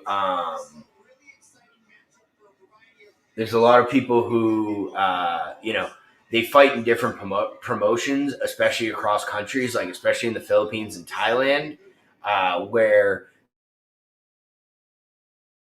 are promotions and people are champions of that, but there's no real unification of belts or champions fighting champions. So that's kind of why they call it one championship, where they're trying to get one champion to, kind of rule them all, pretty much.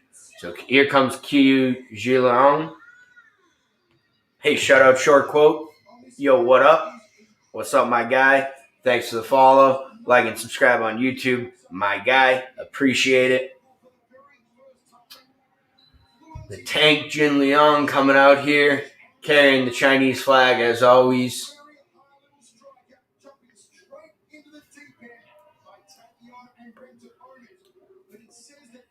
Yeah, I'm very interested in this because Chinese kickboxing is really on the rise. They've, most of their MMA fighters usually have a little bit more of a wrestling background, but their kickboxing and boxing is starting to really grow. And obviously, with the amount of people in China, you would expect that there's going to be a few, talented guys out of there. It's just, now that the world of MMA and kickboxing is really growing, that we're starting to see more and more talent. And Jin Liang has been kind of I wouldn't call it the forefront, but he's been right at he's been part of this core that's truly grown, Chinese martial arts.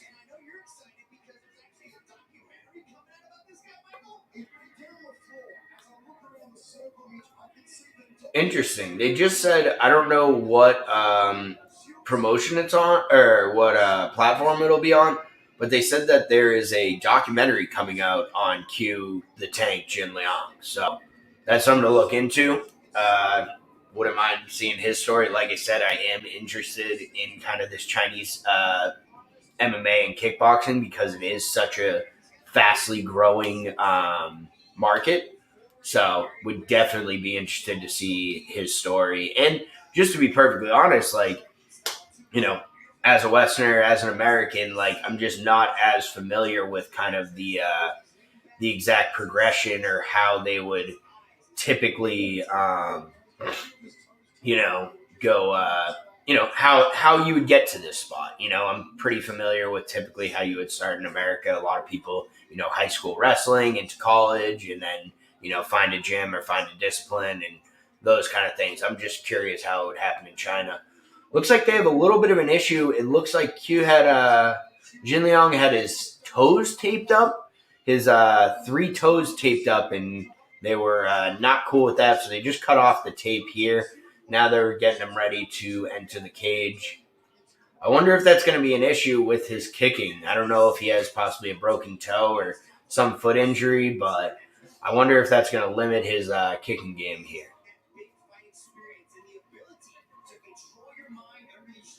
And especially a guy like him who likes to blitz, likes to go forward.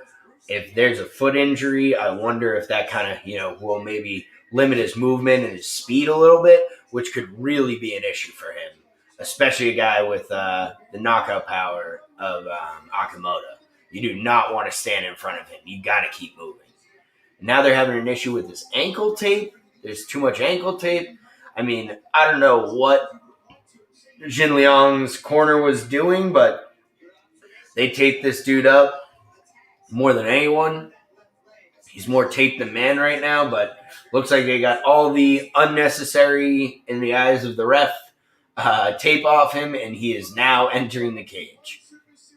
That was odd. This is going to be a banger.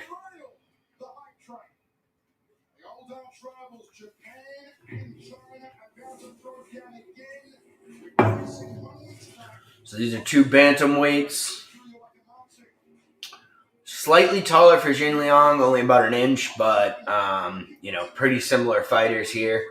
A little different in kickboxing, just so you know. This is scored by rounds instead of the full fight. It's a 10-point round scoring system. 10-9 if you win the round, 10-8 if you get a knockdown in the round, and it's only 3 3-minute rounds. So a little different than MMA.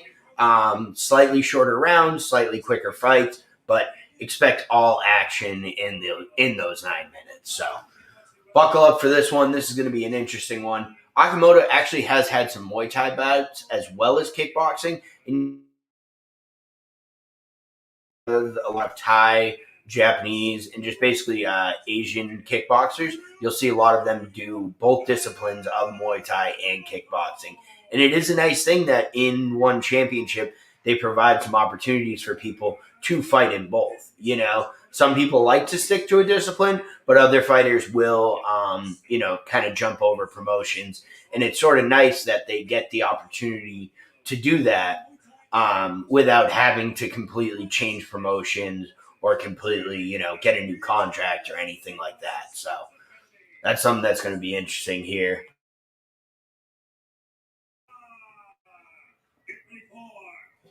All right, let's see it here.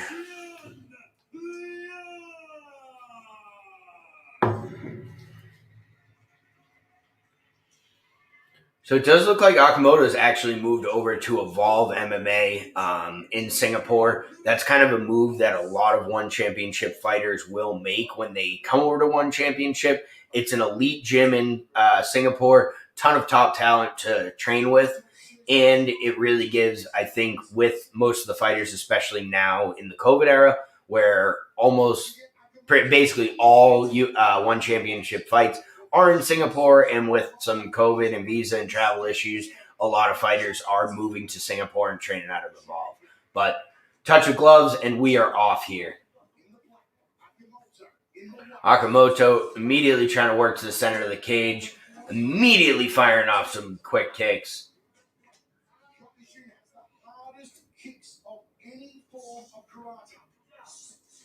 Ooh, nice low kick out of Kui. Yeah, pay attention to that right leg. Makimoto plans to use it heavy. Plans to use it. Mostly kicks here, not too many punches thrown, but some heavy leg kicks. Nice kick to the body on the counter for Ki.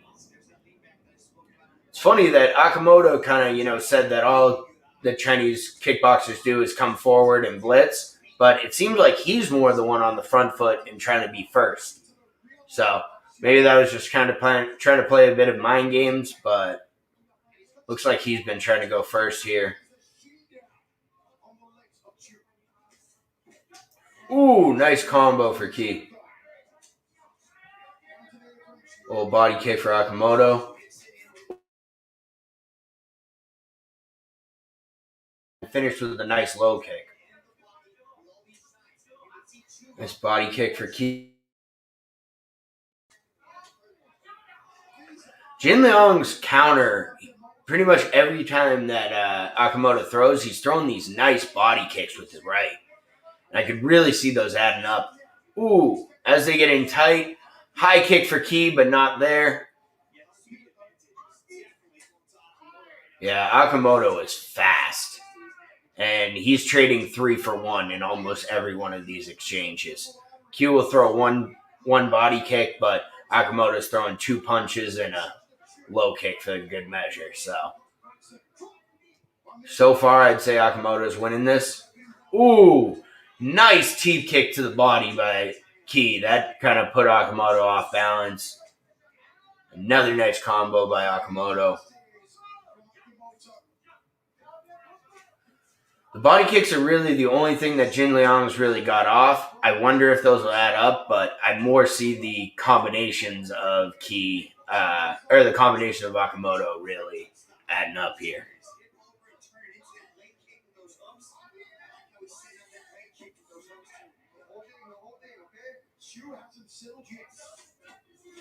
Ooh, nice high kick for Akamoto, but answered back by a body kick. Ooh!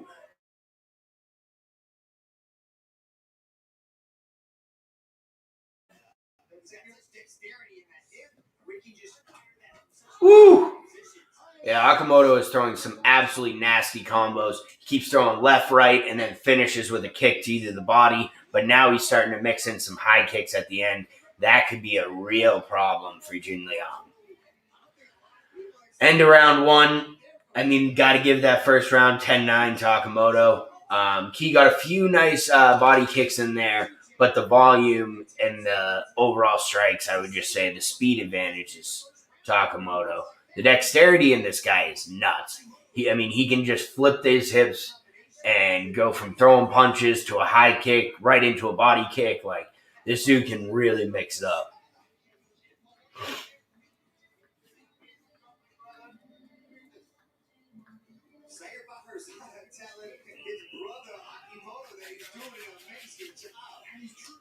Absolutely bludgeoned him with those leg kicks in the first. Unofficially, I'm sure you all agree. Stand on that round. All right, round 2. Here we go. Ooh, early low trip for Ki.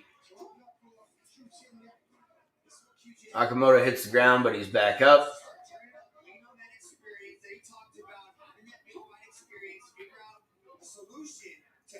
Yeah, I wonder if the veteran Ki can maybe have a bit of a better game plan in this second round. Obviously he's got a lot of experience. He's tried to close the distance a few times, already clinched a few times here. Nice little high kick. Ooh, Akamoto with the nice body kick.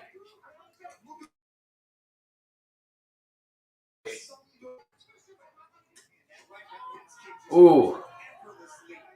Now Ki's starting to do some low trips when Akamoto tries to go high with the kick. Ooh. Now Ki's starting to counterpunch a little bit on Akamoto. He's put him down a few times. Not really a true knockdown, but more off balance.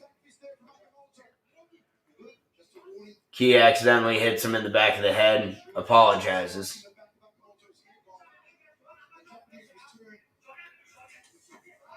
Another low kick for Key. This could be a part of his game that's sort of, interesting here. This could sort of change the fight.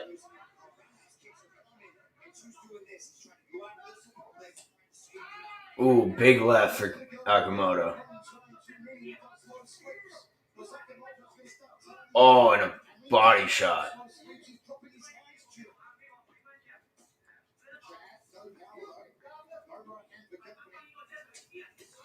Nice body shot, but Key answers back.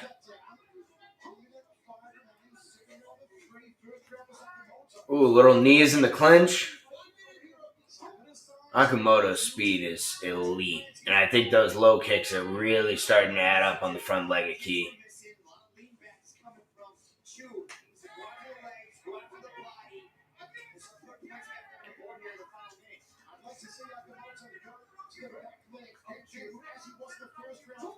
Yeah, Akamoto's really trying to go after that front leg here in the second round. Tries to go up top but misses there. Answer back by a body kick by Junlong. Ooh, nice combo. I mean, that's where Akamoto's at his best. When he's starting up top, throws 1-2 punches, and then finishes with the leg kick, and those leg kicks are snapped off. Another low trip by Key.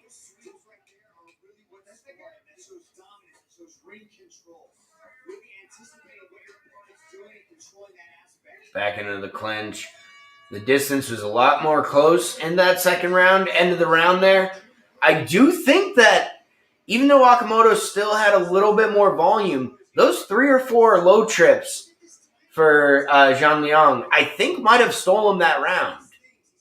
So, honestly, I think it's 19-19 going into the third round. Very close fight here.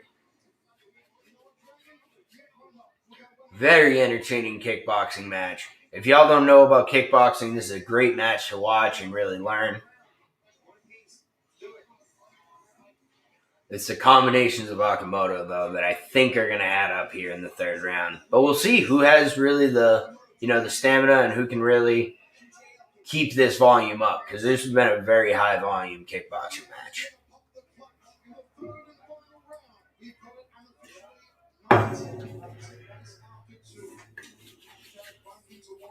Let's see it here, round 3. No touch of gloves at the start of the third round, and they are off.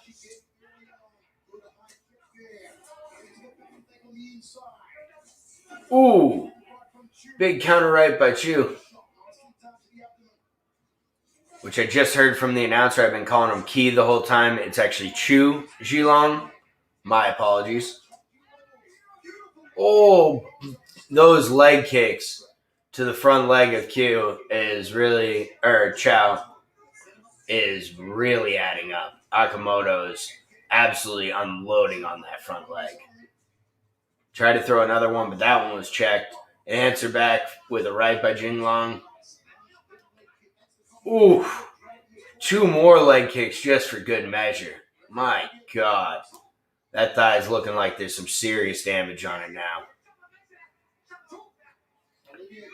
Jin Liang's been really trying to close the distance in this third round. He's already clinched 2 or 3 times, but answers back with a right there. 2 more leg kicks right onto that lead leg. Now Akamoto goes up top with a combo and a knee to the body.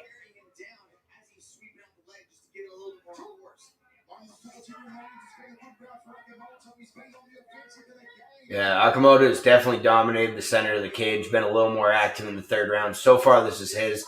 Minute 30 to go. Nice body kick by Jinlong.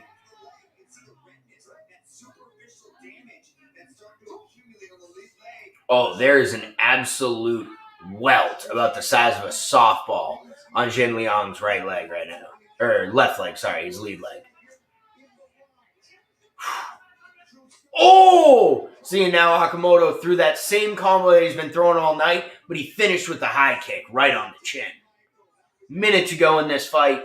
Looking like Akamoto's probably going to get this decision, but let's see what's going on here in this last minute. Back into the clinch. Zhang Liang might need a finish here. Ooh, Akamoto with a nice left. But Jin Liang answers back. Press against the cage in the clinch. Ref breaks it up. 40 seconds to go. Nice body kick. And another trip by Q. Let's see if that has anything to do in the score judge's mind. And a nice combo by Q. Can't quite get through the guard, but finishes on a nice body kick. 20 seconds to go. Jin Liang's kick is checked. Oh, tries to go high. Akamoto tried to go high, but he gets tripped again.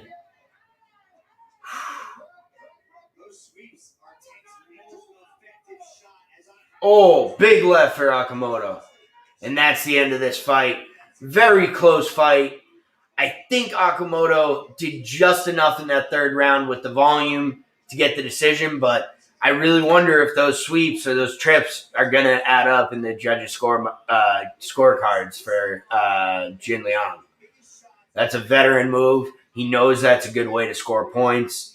And I really don't know exactly. I will say my scoring knowledge isn't as good on kickboxing as it is with like MMA, but I do think Akamoto just had a little bit more. It seemed like all the exchanges, he was throwing 3 to Jin Liang's 1.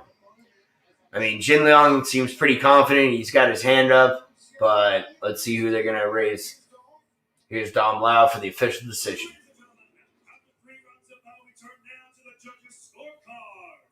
All 3 judges have called this contest in favor of your winner by Unanimous decision. From the Blue corner, let's go, Akamoto. As I kind of thought, the volume really added up.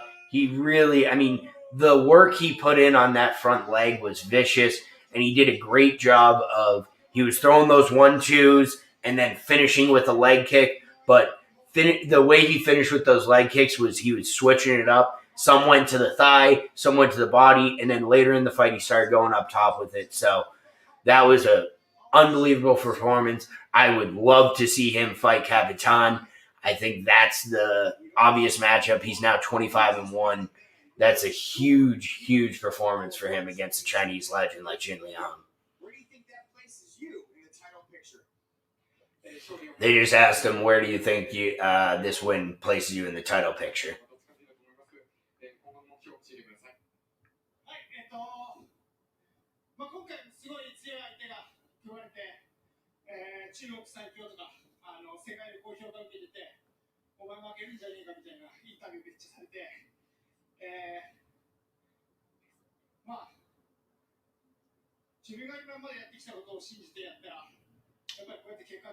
My Japanese isn't great, so I'll wait on the translator. Thank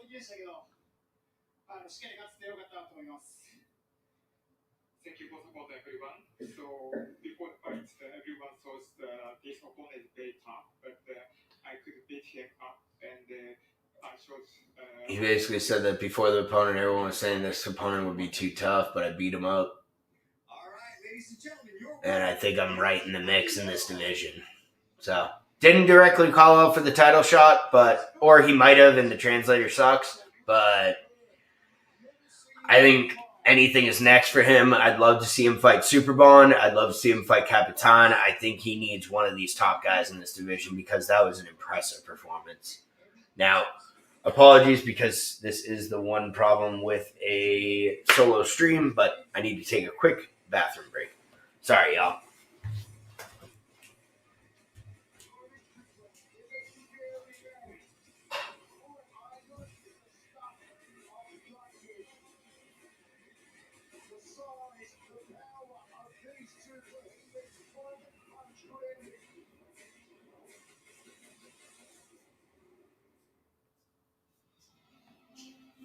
Should be fantastic way to kick off the heavy hitters live on January 14. Crippler versus Igon for the light heavyweight kickboxing world title. Coming up next, it's the one the world's been waiting for. Ritu Fogart takes on Stan in the final of the One Heavyweight World Grand Prix. That's coming up next.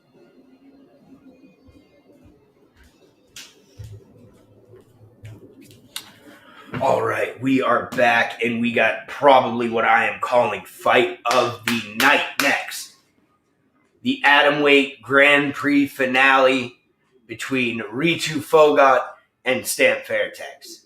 I mean, this is as good as it gets. Technically, the winner, the next fight will be as good as it gets, but these are two top top women of these divisions. Both have had a very different but elite paths to where they are now. Stan Fairtex obviously coming up in the Fairtex gym in the Philippines, which is obviously legendary in one championship, but she had a lot of success early, then struggled a little bit, took a loss or two, took her one loss, and then she has just been on an absolute tear, ripped through this Atomweight Grand Prix, and here she is in the finale. Ritu Phogat, on the other hand, is an Indian wrestler. She's really been a pioneer for the Indian female wrestling game, and obviously giving that giving a path for everyone to MMA.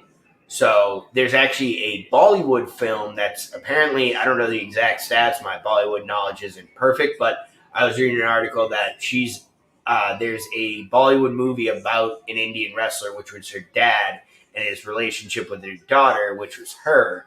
That's one of the highest grossing Bollywood films of all time. So clearly, she is representing a full nation. She's got a nation of over 1 billion people behind her, and this is an impressive performance. She's been absolutely dominating since she's shown up. Only one loss in her MMA, and her wrestling and power at this weight class is truly, I think, a problem for anyone. Stamp is a very well-rounded fighter, and obviously her Muay Thai is elite. But I got a feeling that I think I'm taking Ritu on this. I think Fogat's going to be able to get her hands on her, and I really think that she's going to be able to, just dominate this fight. I don't know. She's just been absolutely, the strength in her. I've just never seen it at that level. It's honestly crazy.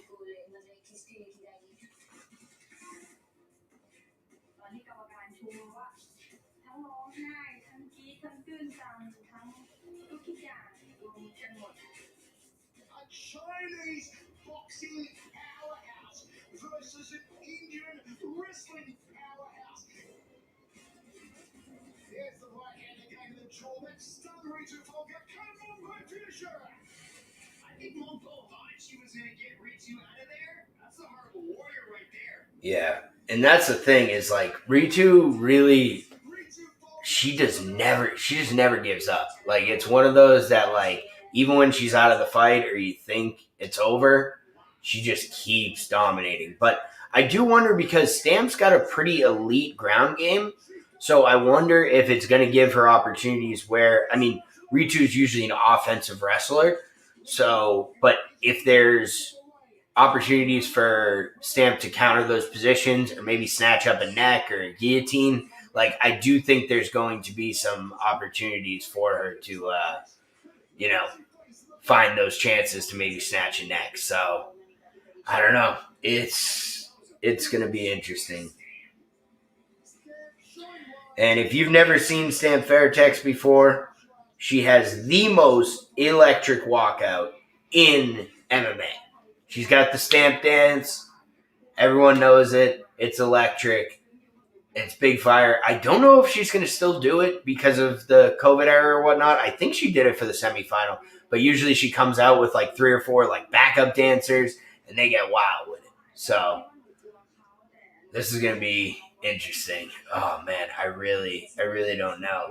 Counting Stamp Fairtex out of any fight seems like a bad idea, but I really think that Ritu's just going to have too much power. But Ritu just can't. If she tries to stand and bang with her, I think the Muay Thai of Stamp is going to be too much. Oh, man. And honestly, I think either of these fighters pose a very interesting matchup for Angela Lee, because that's how One Championship does it. If you're not familiar with the Grand Prix, they will pick a division and they'll run a Grand Prix, and it will be 8 fighters who are in the top 10 usually, or basically people who could be vying for a title shot. And they do an 8-man, or in this case, 8-woman tournament. And then the finale, whoever wins that gets an immediate title shot. So the winner of this fight will get a shot against Angela Lee. Got some more comments here. What's up?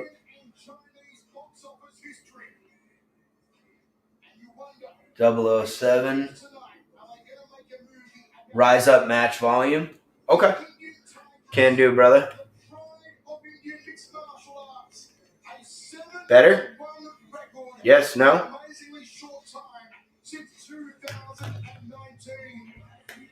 We got you, 007. We'll turn up the volume a little bit, see if you can hear. Here comes Ritu Phogat. Obviously, with the walkout, always has the Indian flag, representing a nation that, obviously hasn't been huge in the MMA game, but is really starting to get a presence in One Championship. So, I don't know. There's something about her story. There's something about her that a little more can do. In that quarterfinal matchup against Long Ball, she survived some really bad right hands. She was clipped, she was wobbled, but she kept it alive, kept chasing that takedown, did what she does best. Do anything for the fans. So, Ritu's actually also been one of those fighters, like I was talking about earlier, that has moved to Singapore and is training out of Evolve MMA. So it's just showing that the top talent that Evolve has right now. There's some real elite talent training over there. And right now, I mean, these are probably 2 of the top gyms, especially when you're talking in women's fighting. I mean, on that side of the world, Evolve and Fairtex, like, those are 2 legends of the game. So we'll need it. Gotcha, brother. Shout out 007. Appreciate it. Come on now. Oh, I love it too. They got the One Championship atomweight belt in the background. Just a little reminder for what they're fighting for. Neither one of them will get it wrapped around their waist tonight, but you win the Grand Prix. That's a great thing to put on your record, and it's immediately the title shot.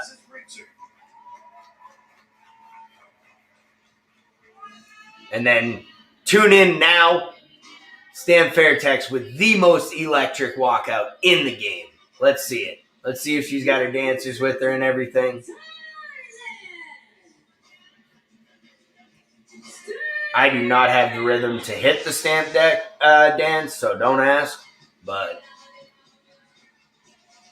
nope, looks like she's doing it solo here. Oh, she got some fire shades going on. I mean, Sam might be one of the swaggiest fighters in the game. Hit it on him. Every time she shows up, it's a stamp dance. Woo! Stunting on him with them shades. Got a Fire Fairtex t-shirt that almost looks like it's a little like, I don't know, WWE style, like Hulkamania type t-shirt kind of thing. Woo! I am excited for this one. This is going to be an absolute banger. I hate it because I know I probably sound like I'm leaning Phogat, but I truly like both of these fighters. Like, I really do. I like Sam. She was one of my favorite fighters when I first started watching One Championship. She was one of the fighters that I really got introduced to early into watching One Championship. But as I've grown in the sport, and seen other seeing other fighters and stuff, I've, kind of grown away from her a little bit on the fandom. But, woo, she always got a fire kit. She almost got a little Miami Vice kind of thing going on here with the light blue and pink. I like this kit. This kit is big fire. She went hard for the finale. I like that.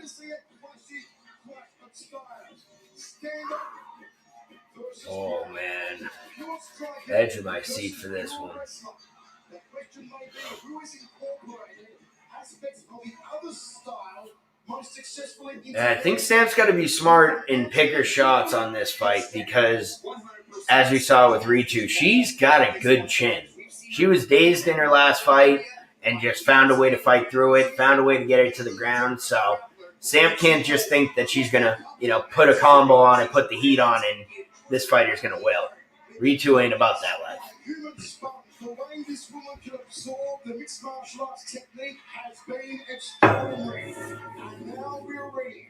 After all the talking goes down, the Heavyweight World Grand Prix Championship final. Almost the exact height. Stamp Fairtex is so crazy to say because it feels like she's been in the game forever. She's only 24 years old. Now, she started when she was, I believe, 18 or 19, so she's been around the game a bit. But, whew, this is going to be a good one. I think I got to take a couple hits, drop the heart rate a little bit.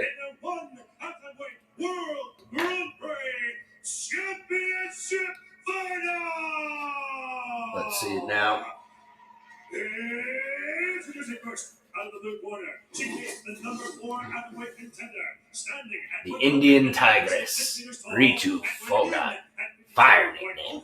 Kilos, holding a mixed martial arts record of 7 wins and only 1 loss. Training out of Evolve MMA, representing India. Please welcome Ritu, the Indian Tigress. She looks pumped.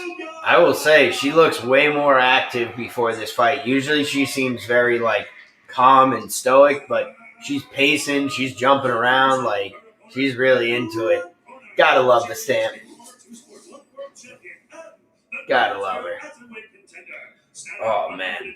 This is one of those that just excites me so much, but from a fan perspective, I can't pick. I just wanna enjoy it. It's like, oh man, this is stressful. Thailand. Introducing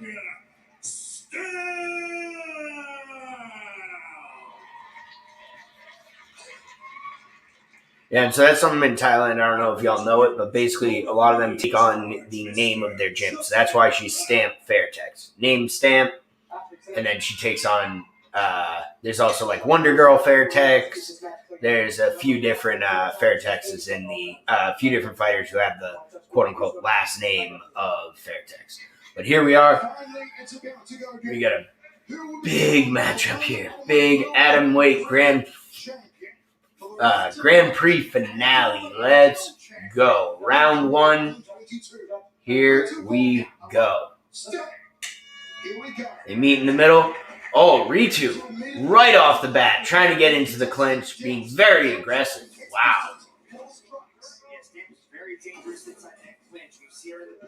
Yeah, that's the one problem, though. Ritu definitely wants to get her hands on her, but Stamp's Muay Thai clinch is absolutely elite. So if she can get that offensive Muay Thai clinch, that could be an absolute problem for Ritu. But after that quick little flurry, we've now seen them slow down. Stamp has taken the middle of the cage. See some feints out of Ritu. They say they have an answer for the crucifix position. I'm really intrigued to see how it works out. Talking to Coach DJ Jackson, it was interesting to watch them break it down to show me exactly what they're going to do. Well done by Stamp. Ritu tried to kind of shoot in on a bit of a naked shot. She just pushed her out of the clinch, not having that. Yeah, I think Ritu's going to have to do a little bit more to kind of set up those shots. She's not going to be able to just take down Stamp blind, and that's where she can get in those dangerous clinch positions, especially with those knees and elbows coming in.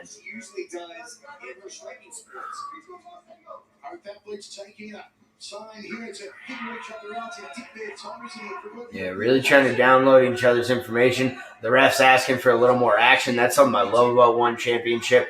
If the fighters aren't going, the refs will force action. Ritu got a single leg. Let's see if she can finish this. Stamp's trying to get the guillotine. She gets over to the wall. Very good balance in defense by Stamp. Now getting a few nice knees from the clinch. Ritu trying to switch to the opposite single leg. See Ritu's trying to transition to a high crotch. Okay, now she's working the high crotch.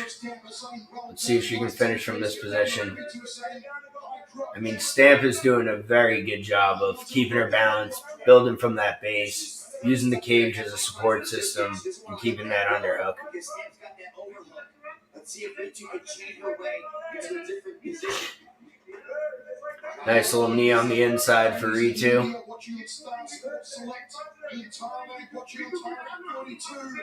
Ritu sort of gives up on the position, but then goes back to it. Tried to loosen her up.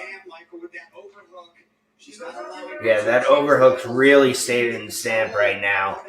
And Ritu has to give up on the position. Ooh, big knees by Stamp. And a nice little elbow over the top. Wow, Stamp's doing a very good job of keeping that base wide, not letting her grasp her hands. Now Ritu's got the body lock grasp, lifts Stamp into the air, and finally gets that takedown. Stamp immediately shrimps the cage, back to her feet. Wow, that was impressive. Not a lot of people who get taken down by Ritu can immediately get back to their feet there. We're back into the clinch against the cage. A nice knee by Stamp. Ritu trying to keep the hand on that knee from... That overhook has absolutely changed the fight for Stamp. She gives up the overhook, though, now.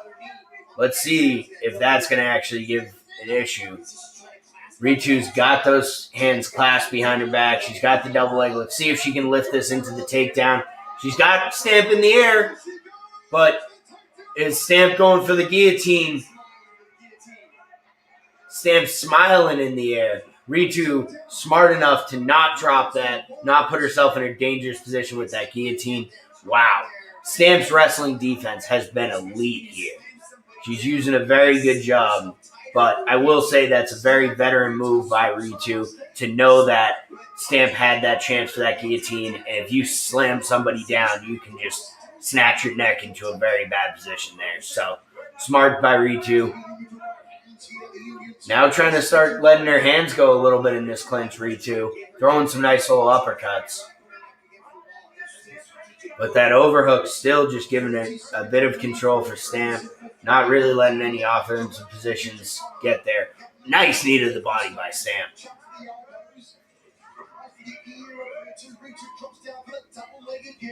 Yeah, good job by framing off the head and trying to slice those elbows. She's got to try to find a way to strike from this position. Yeah, bring all the viewers 007. I'm with it. Bring everybody. If you send me your email, I can add you to the stream if you'd like to join. I'm all about the fans.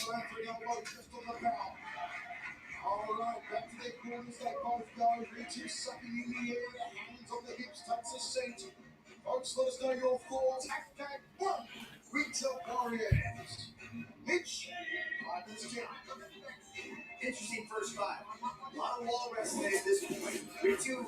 Yeah, I mean, decent first round. I was very impressed by Stamp's defense. That's something that, obviously I don't think Ritu's going to give up on that wrestling game, and it may have tired out Stamp a bit, but that defense of the takedowns was extremely impressive, and that, maybe is going to make Ritu think twice a bit, and if she hesitates a little bit, the striking of Stamp can absolutely get going. So that's something I'm very interested to see. After 5 minutes, I think I would give a slight advantage to Ritu.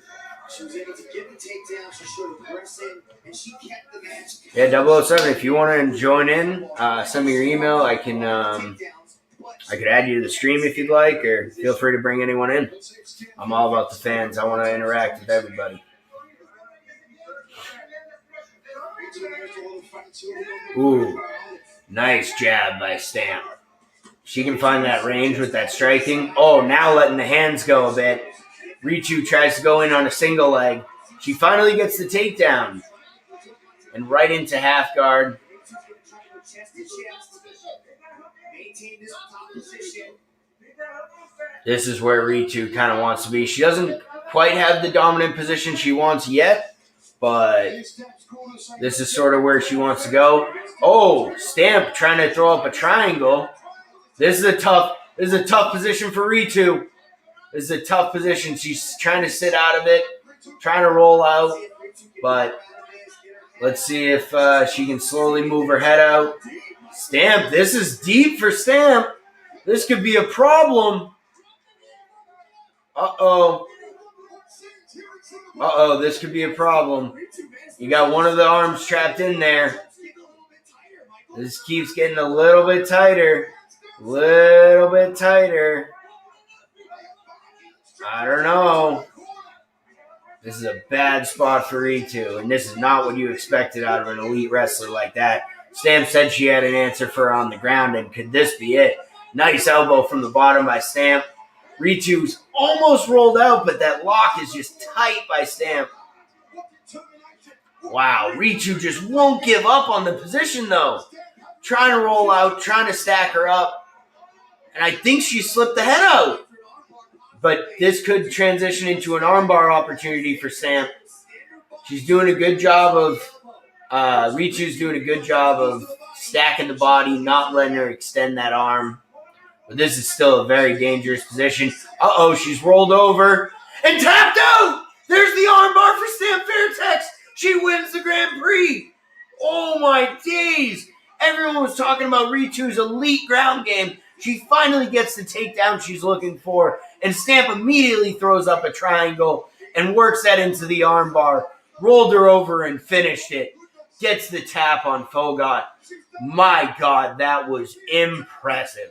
Out of a Muay Thai specialist like Stamp Fairtex, to see that type of wrestling defense, and finally when she gets taken down, showing that elite jiu-jitsu from the bottom. I mean, that is an all-around fighter. That is someone very deserving of this Grand Prix win, very deserving of a title shot against Angela Lee. And if she puts on a performance like that against Angela Lee, I mean, anything is possible. Former champion in herself, Stamp Fairtex, she definitely wants that atomweight belt black. Oh my days. She rolled her over, and that elbow almost snapped. Smart tap out by Ritu. I thought that, she almost broke that arm. So, I mean, smart business decision. Make sure you tap. Don't break your arm. That was nasty. I mean, that was one of the best exhibition of skills I've ever seen out of Stamp Fairtex. We've obviously seen some better striking performances out of her where she got to show off her elite Muay Thai that everyone knows she has. But the thing is, I will say it's one of those where this performance, I think, impressed me more because she answered all the question marks that people had about her game. Was her wrestling elite? Was her wrestling defense elite? Was her jiu-jitsu up to that top level? And she showed against one of the best wrestlers I've ever seen in this division that she could hang, and not only hang, she could dominate. And even when she was on the bottom, got to advantage positions. That triangle got locked in deep, transitioned right to even when she got stacked and Ritu got her head out, I thought that was going to be, here goes Ritu. Here comes one of those classic Fogot, comeback wins. And she still held on to that armbar position, rolled her over, and finished it off. That was incredible. Wow. Let's see the post-fight interview with Stamp. Always electricity, inside, outside, and the post-fight. Any extra fire to get that submission win.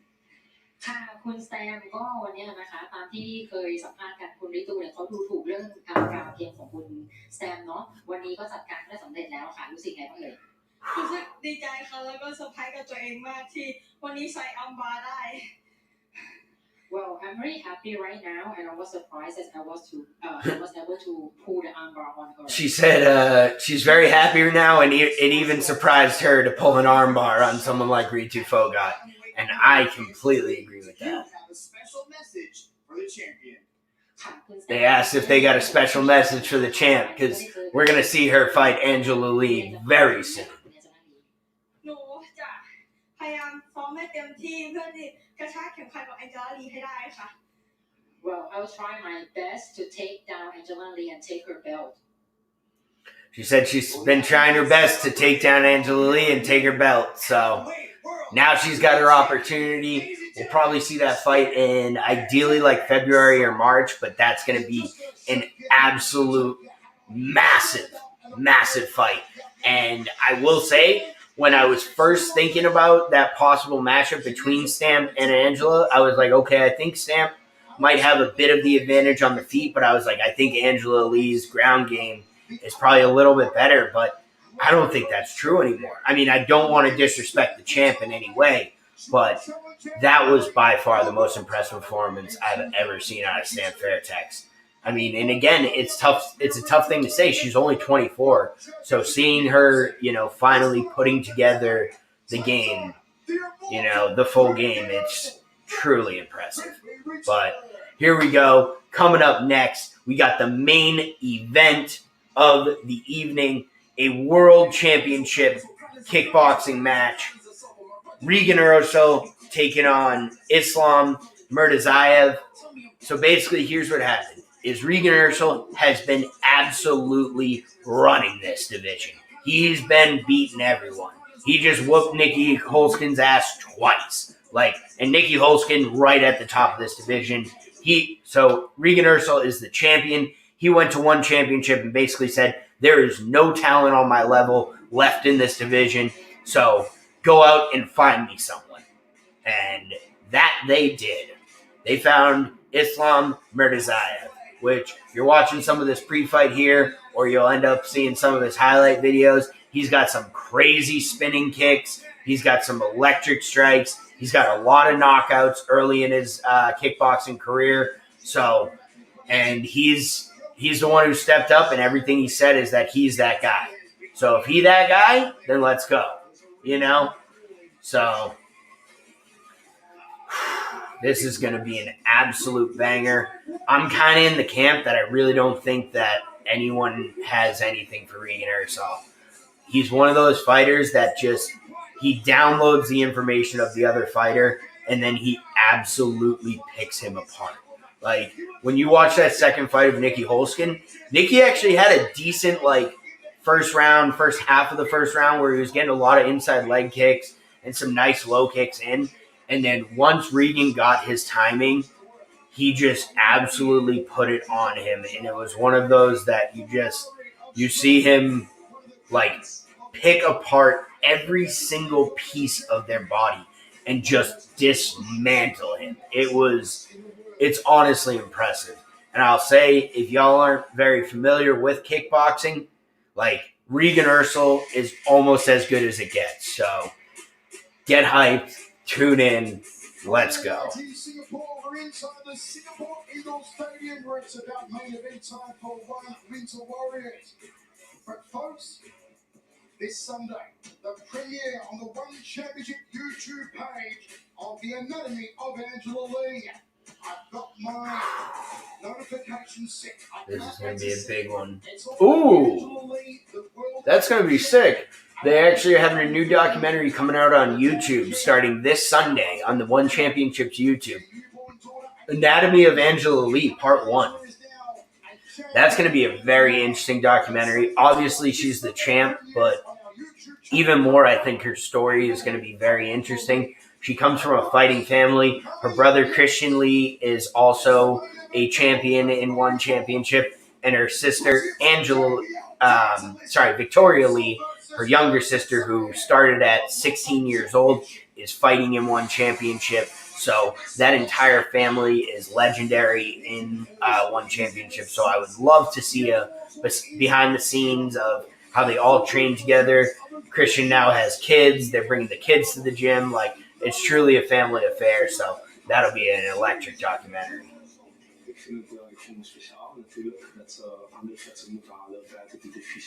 Yeah. I mean, I kind of believe it. Regan Urso saying he's trying to be the greatest fighter in this weight class ever. And I kind of believe him so far. He's saying there's no one left in One Championship that can... He's saying no one even deserves to fight him. So, They needed to go find him, and they said they found Islam. Let's see if it's if he has a test. And Islam's saying that he's gonna walk through this guy. He says he attacks from everywhere, and it doesn't matter what angle he's at, he's always striking.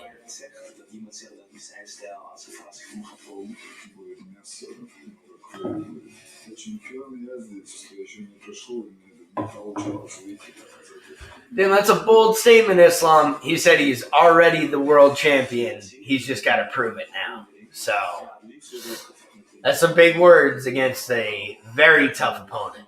So this is the main event for a reason. This is going to be an absolute banger. Here comes the challenger, Islam Murtazaev, fighting out of Dagestan, Russia. Obviously known for their wrestlers, but he's got some serious striking power here too. So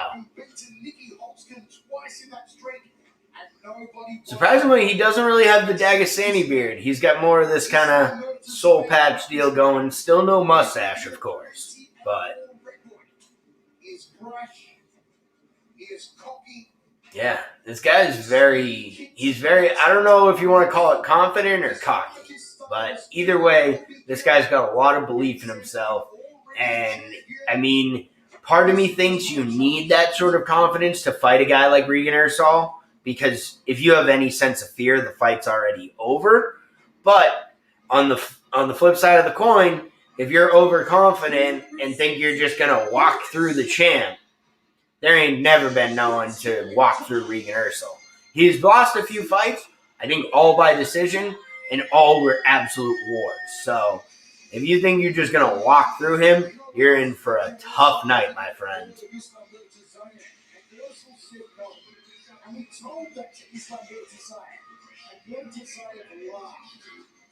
said, Regan can't imagine how unpredictable I am inside the circle. I will completely dictate the fight. And that is saying something, Drake, because every one of Regan's last 17 opponents have thought they could dictate the fight. This is going to be a banger. And I will say before I end the stream, shout out One Championship for hooking it up with the free gear.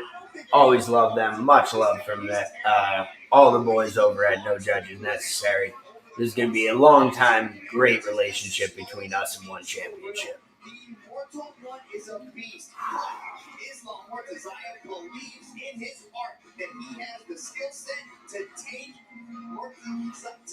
Damn, I will say, off first look, they took the shirt off. This Murtazaev cat is cut the fuck up.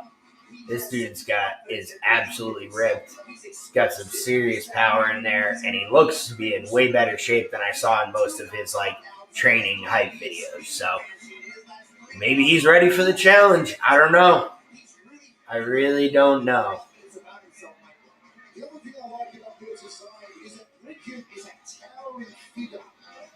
Damn, that One Championship belt is so fire. So fire. One of the better belts in all of fighting.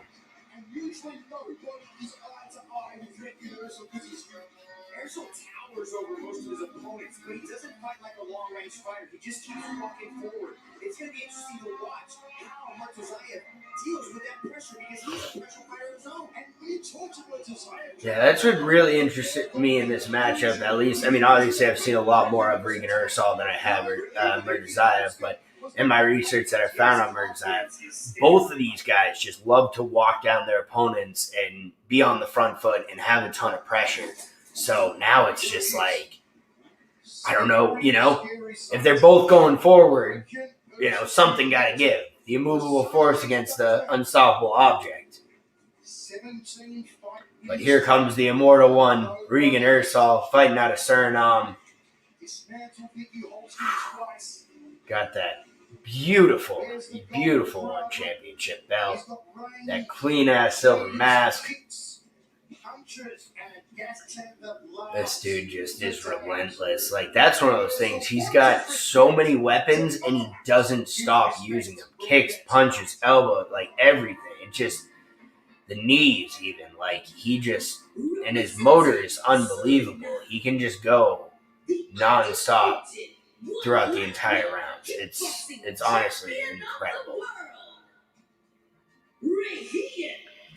He's the best in the world right now. Let's see if he can become the best of all time. I don't know if this fight's what does it for him, but it puts him right on that fast track. Says he wants to make an example out of Islam Murtazayev. I will say he got a certain swag and confidence in his walk. Like, he just looked like a champ. I mean, he is a champ. To use Rick's words, this is going to be extraordinary. Come on now. Universal has been such a dominant champion, the number one lightweight on the planet, bar none.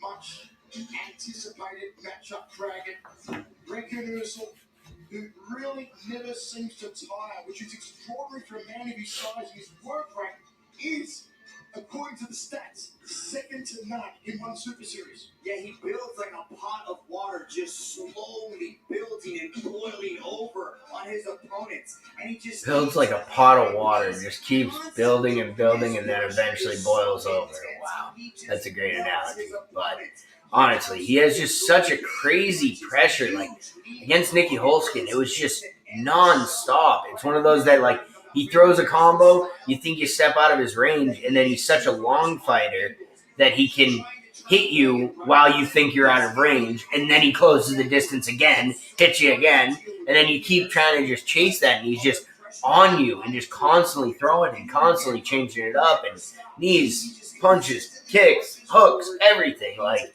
it's unreal.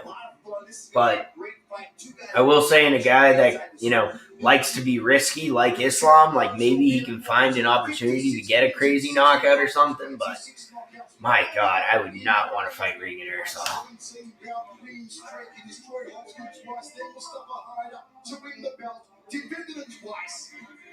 Keep that streak alive. And proud Surinamese background. So many great Surinamese Dutch kickboxers over the years, the likes of Remy Bonjaski. Yeah. Oh, he is now fighting. He is Suriname Dutch, so he's now fighting out of Amsterdam. That's where his main training's done at. From the tiny south of... Many of you would never have heard it if not... Come on now. And the astounding reputations of the fighters I just mentioned and many more. This is going to be such a banger. I really hope we can get a finish in this. I know kickboxing doesn't show as many knockouts historically, but these two have a lot of knockouts on their record for kickboxing, so I'm very excited. Oh, he's so damn big for this division. That's what's crazy. He just towers over his opponents. But it's crazy because he's such a tall fighter, but he doesn't really fight at range. Like, he closes that distance and he gets right up in your grill. Regan Ersol's only 28? That's crazy. So again, as far as the scoring goes for kickboxing, because I know some people might not be as familiar, 10-point scoring rounds. They do score it by round. 10-9 for the typical win of a round, and then 10-8 for if you get a knockdown. The championship fights are 5 3-minute rounds, so that will they do have 2 extra rounds, kind of similar to MMA where the title fights go 5 instead of 3, but they are still only 3-minute rounds in kickboxing. 10-ounce gloves, slightly bigger than MMA or Muay Thai gloves, but slightly smaller than a typical boxing glove. Here we go. Come on.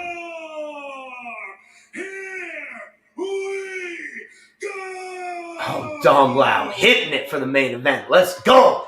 Woo!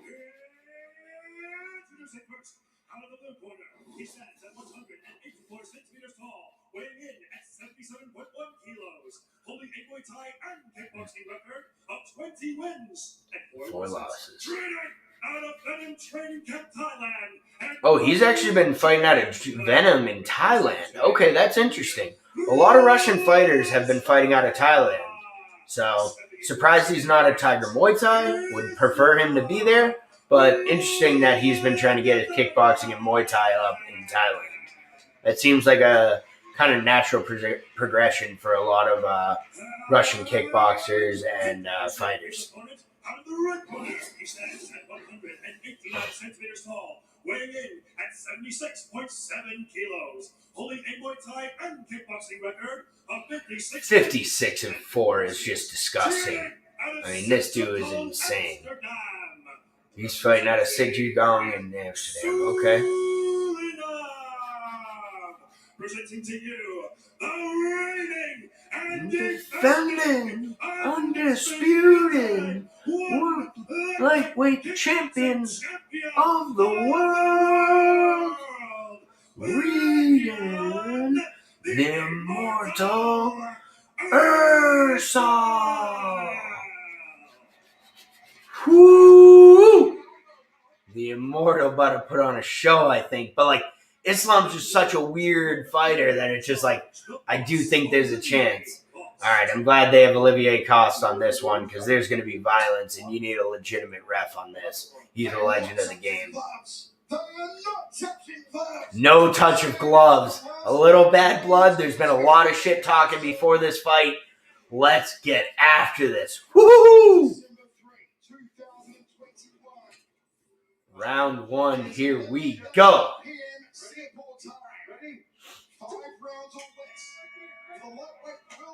Early kick for Islam.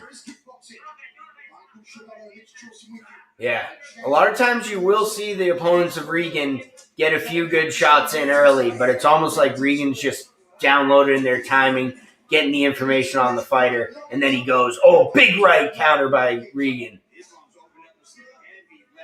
High guard early here for Regan. A lot of kicks for Islam early. Nice little combo. Doesn't really land there for Ursal. Nice low kick for Islam.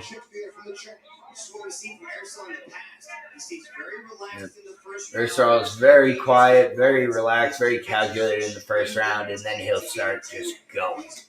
Ooh, high kick for Islam. Nice jab for Islam. Ooh, nice low kick for Ursal. Now he's starting to return a little bit, starting to get a little bit more on the front foot. He just always builds up. Nice little inside combo. Ooh, big right by Islam. Nice inside kick and a lead left. Ooh, nice straight left. That jab's pretty good for Islam. But it seems like when Regan answers, there's more power. Oh, spinning back fist by Islam. Whew. I mean, this guy can definitely mix it up. That's for sure. Nice jab to a body kick. And he's actually doing a pretty good job of getting out of the way of Regan's counters.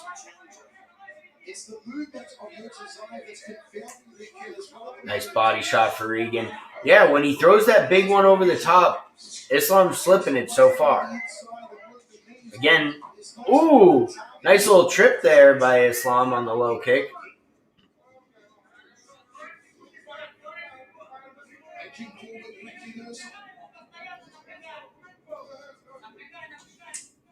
Inside kick for Regan. Islam's really starting to sit on that jab, which I think is a good thing. Here's Regan starting to go close, but smartly clinched up by Islam. Olivier Coste telling him once they say break, no extra punches. Islam trying to slip one in late. Nice front hook by Islam. Inside knee by Regan. And back into the clinch. Oh, nice front kick up the middle to the chin of Regan. Inside kick for Regan. End of the first round. I mean, you have to score that first round to Islam 10-9. Definitely was more active, but we've seen this story before. Regan will sort of let his opponent kind of get a little off, get his timing right in the first round, and then slowly but surely he just starts to build. Especially in these 5-round title fights, Regan has plenty of time to work. This is sort of what he does. So Regan's not even sitting on the stool, looks very much in shape. This dude just doesn't get tired. That's what's insane about him.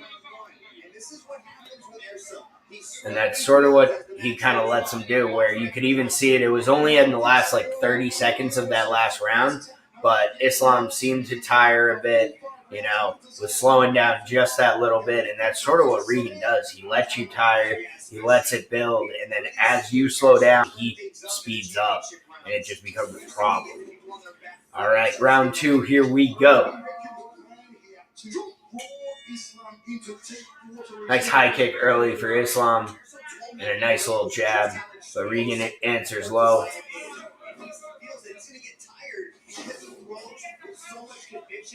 Ooh, spinning back fist for Islam.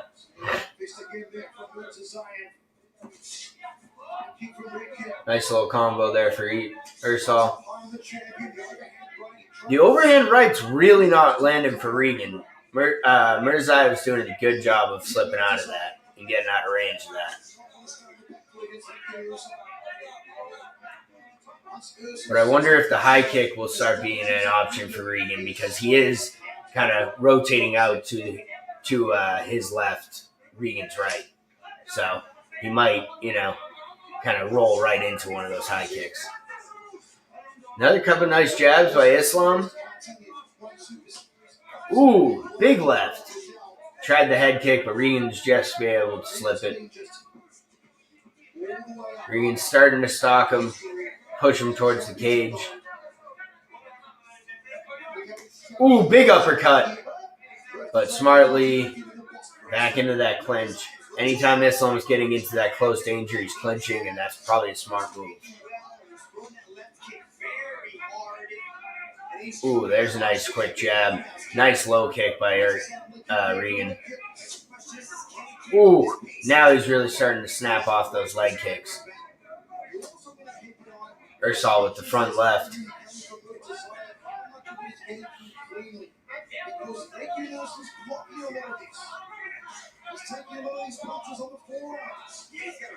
Oh, high kick caught there by Islam.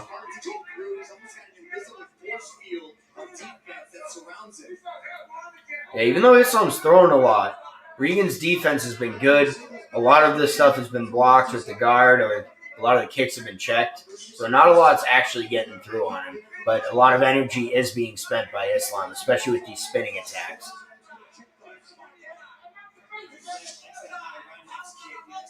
Body kick checked.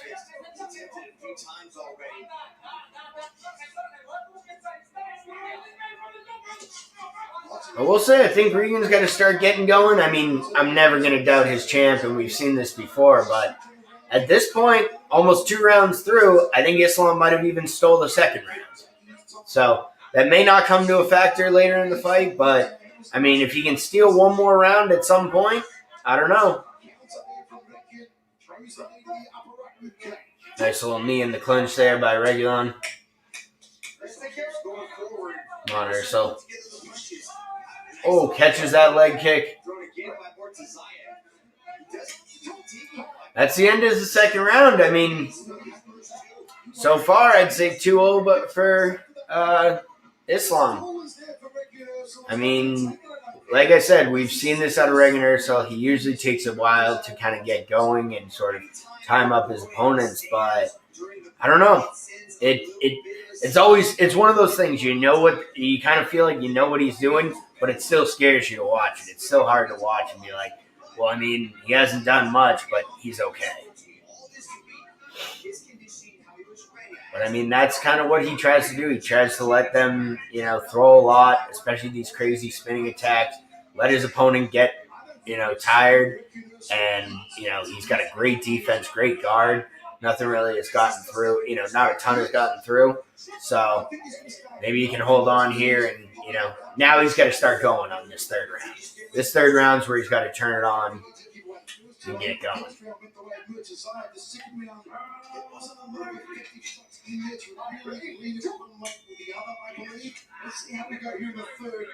Here's Ursal. He starts with a couple nice inside leg kicks.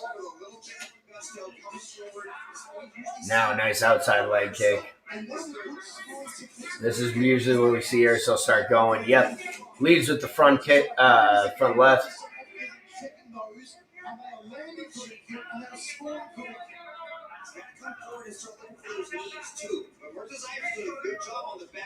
Yeah, Murtazaev's doing well fighting off his back foot. Doing a pretty decent job of range control. Not letting Regan get his knees or anything off.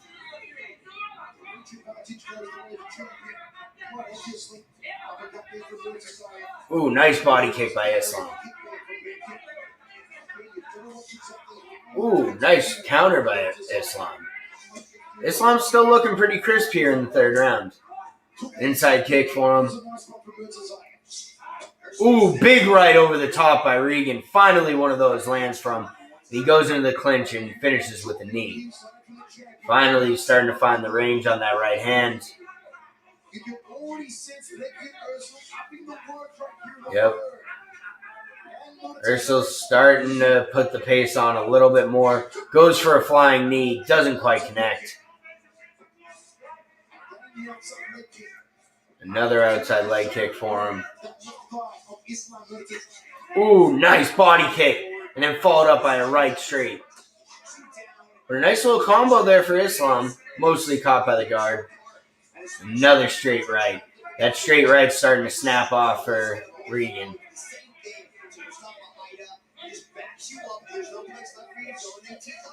There we go. Now Regan's starting to do is back him into a corner and starting to kind of tee off. Ooh, another knee to the body. Those are going to start adding up for sure. Ooh, big one and a knockdown here. I don't know if it was a slip or a knockdown, but Urso went for a nice combo and finished it with a knee high. And Urso ended on the ground. Now Urso's starting to do it. Like I kind of said, the pressure's coming on. He's starting to put him in that phone booth and go to work.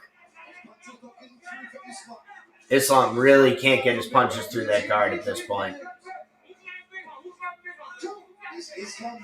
Islam's starting to kind of lean on him a little bit. Looks like he's starting to wilt. Oh, big shot by Urso. Almost gets through, but ends up just clinching into the body. Those body shots are vicious right now. That's what I think is really adding up in this third round.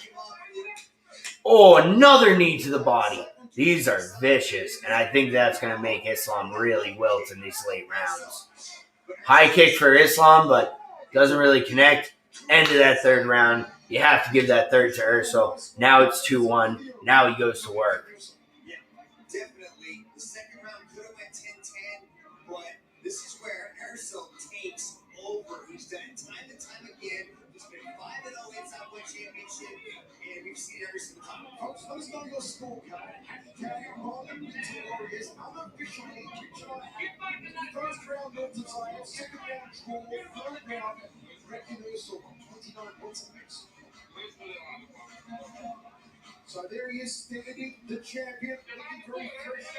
Different story here in Murtazaev's corner. Trying to control his breathing. All right, championship rounds. This is where the champion puts it on him. This is why he's the champion, is because he fights in 5 rounds. His motor is absolutely unmatched, and he just doesn't wilt. And I think now Islam, after throwing all those crazy strikes for the first 2 rounds and then taking a ton of tough body shots in the third round, I think he's going to start slowing down a lot. Here comes Regan, throws a nice combo, gets a nice left over the top. Ooh, big right for him. Urso with a nice outside kick. Now this is where he starts throwing those fury of combos. Another clinch to the knee, to the body. I mean, I can't imagine how... I mean, Islam's got to be sucking wind at this point. Another one. Oh, big combo. Uh-oh. Islam's starting to look like he's in big trouble now. He tries to counter back with an uppercut, but misses. Another knee. Oh, man. Yeah, this is where we start seeing Islam start to wilt. He's starting to lean on that. He's trying to get in that clinch because, you know, he's just tired and trying to lean on him. But every time he does, Regan just throws a vicious knee to his body. Ooh, there's a nice left by Islam. And this is where it could start getting scary, where his guard's starting to drop a bit, and maybe Regan can start going up top now. Ooh, there it is. Big left hook and a right, and of course, he finishes on a knee to the body. My God, this dude is clinical. Ooh, but there's no little uppercut back for Islam. He tries a spinning back fist that does not work, and all that happens is a clinch to the body knee. Nice little combo and a big left over the top by Iverson.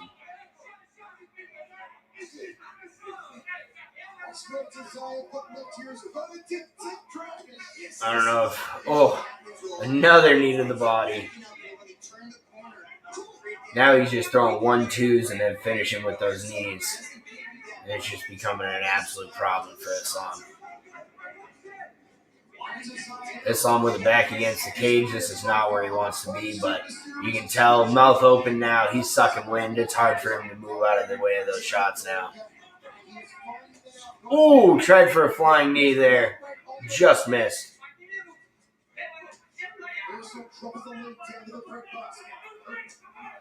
Oh, now those straight lefts are starting to land for Regan. Tries to go high with the kick. He's rolled off the shoulder. Ooh, big right over the top for Regan. Oh, he tried to come through with the kick. Can't see it. About 10 seconds left in this fourth round. All Regan Ursul in this fourth round. I mean, I don't know if Islam got anything left in the tank. You could maybe say it's 2-2 if you say that Islam won the second round. I think the second round was very close. Third round was a little closer. That fourth round was very clearly Ursul. So it's either 2-2 or 3-1 Ursul. And I can't imagine, I mean, hey, I'm never going to count anyone out of a fight, but how we're seeing Islam basically just wilt in front of our eyes after all these knees to the body and just vicious attacks. I think this fifth round is going to be more of the same. I'd love to see Ursul be able to get a finish here before in this, fifth and final round.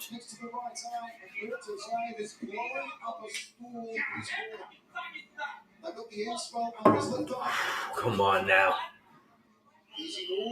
But I mean, hey, let's see if Islam got that heart of a champion. See if he can maybe steal something in this fifth round. Like you said, you're the world champion. You're just trying to prove it. This is where you do it. If you're truly a champion, you can do it in the fifth round. So, fifth and final championship round for the lightweight kickboxing one championship belt. Let's do it here. Islam tries to throw early, kick to the body. I mean, Regan's guard is just nasty. Nothing's really getting through. Islam's trying to be active here. He's just, not a lot of it's really landing. A couple shots to the body, but nothing really landing up top. Now Regan's still, walking him down. There's a nice little jab that gets through the guard for Islam. But Regan's still walking him down with those body shots. There's a nice little 1-2, finished with a hook over the top for Islam. Big knee for Ursul. Oh, and that's the thing. He just keeps throwing these, 7-strike combos. So when you dodge the first 3, but then the fourth one hits you.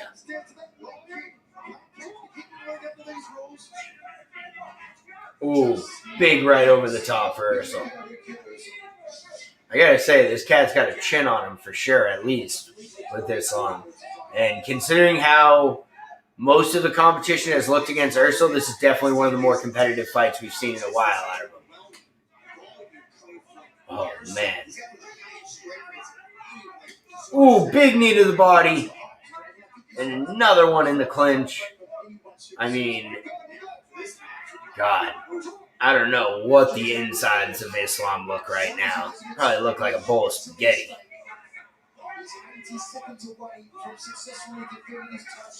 Ooh, big right, followed by the left, and then what do you think? Knee to the body.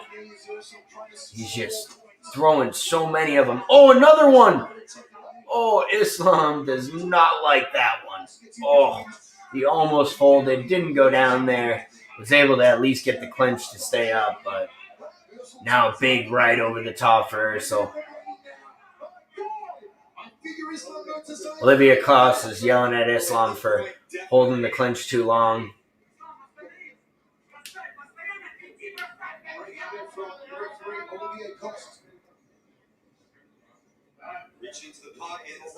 Oh, yellow card. Wow, yellow card for Islam, the warning on the clinch.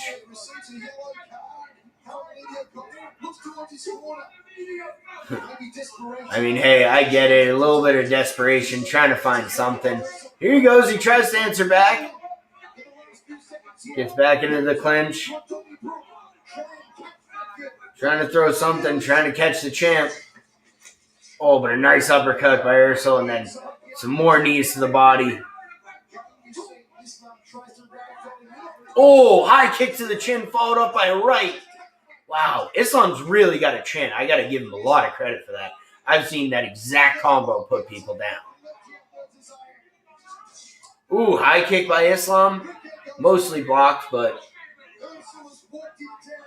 Ursel is just walking him down at this point. Ooh, nice little combo there for Islam.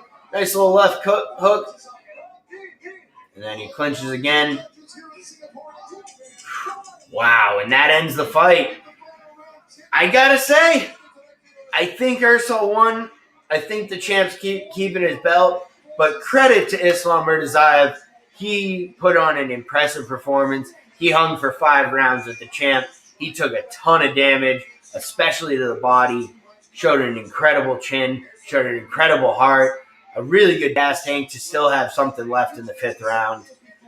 I mean, this was one of the tougher fights, especially how we were saying how Ursel was sort of running laps on the division, and no one could really, hang with him and hang with him for 5. And we still saw him, do his usual, put on the volume in the 3rd, 4th, and 5th round. But impressive performance out of both of these fighters. But you can't take the belt from the champ off that performance. Like, I'm always a big proponent. If it's a championship, you got to absolutely snatch the belt from the champ. If these guys weren't, if this wasn't a title fight, I don't know. I could see a split decision going either way. But because it's a title, I think you have to keep the champ. But I'd be down for a rematch, like, almost immediately. I don't know what kind of damage these two took. I could see some internal damage on the body or, maybe some organ damage, possibly from Murtazaev. I don't know what happened to him because he took a lot of damage to the body. But, okay, here we go. Official decision.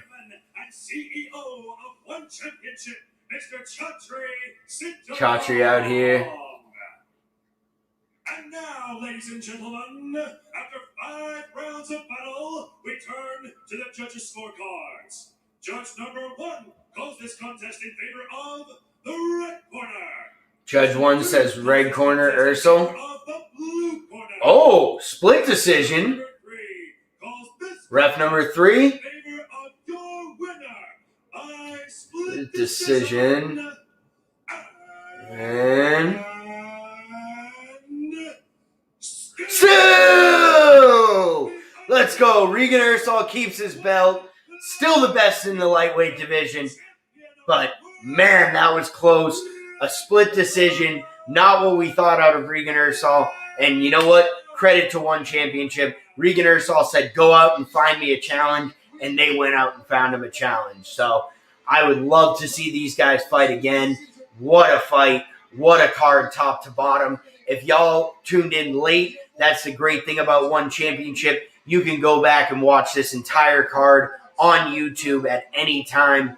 So I would highly suggest that if you missed any of the action, definitely go back if you missed it. Our boy Marcus Buchecha getting his 2nd finish. A beautiful dominant performance over Ji Woo Kang. He is here. Man, ton of action tonight. Appreciate anyone that tuned in this early on a Friday morning. Much love. We are out.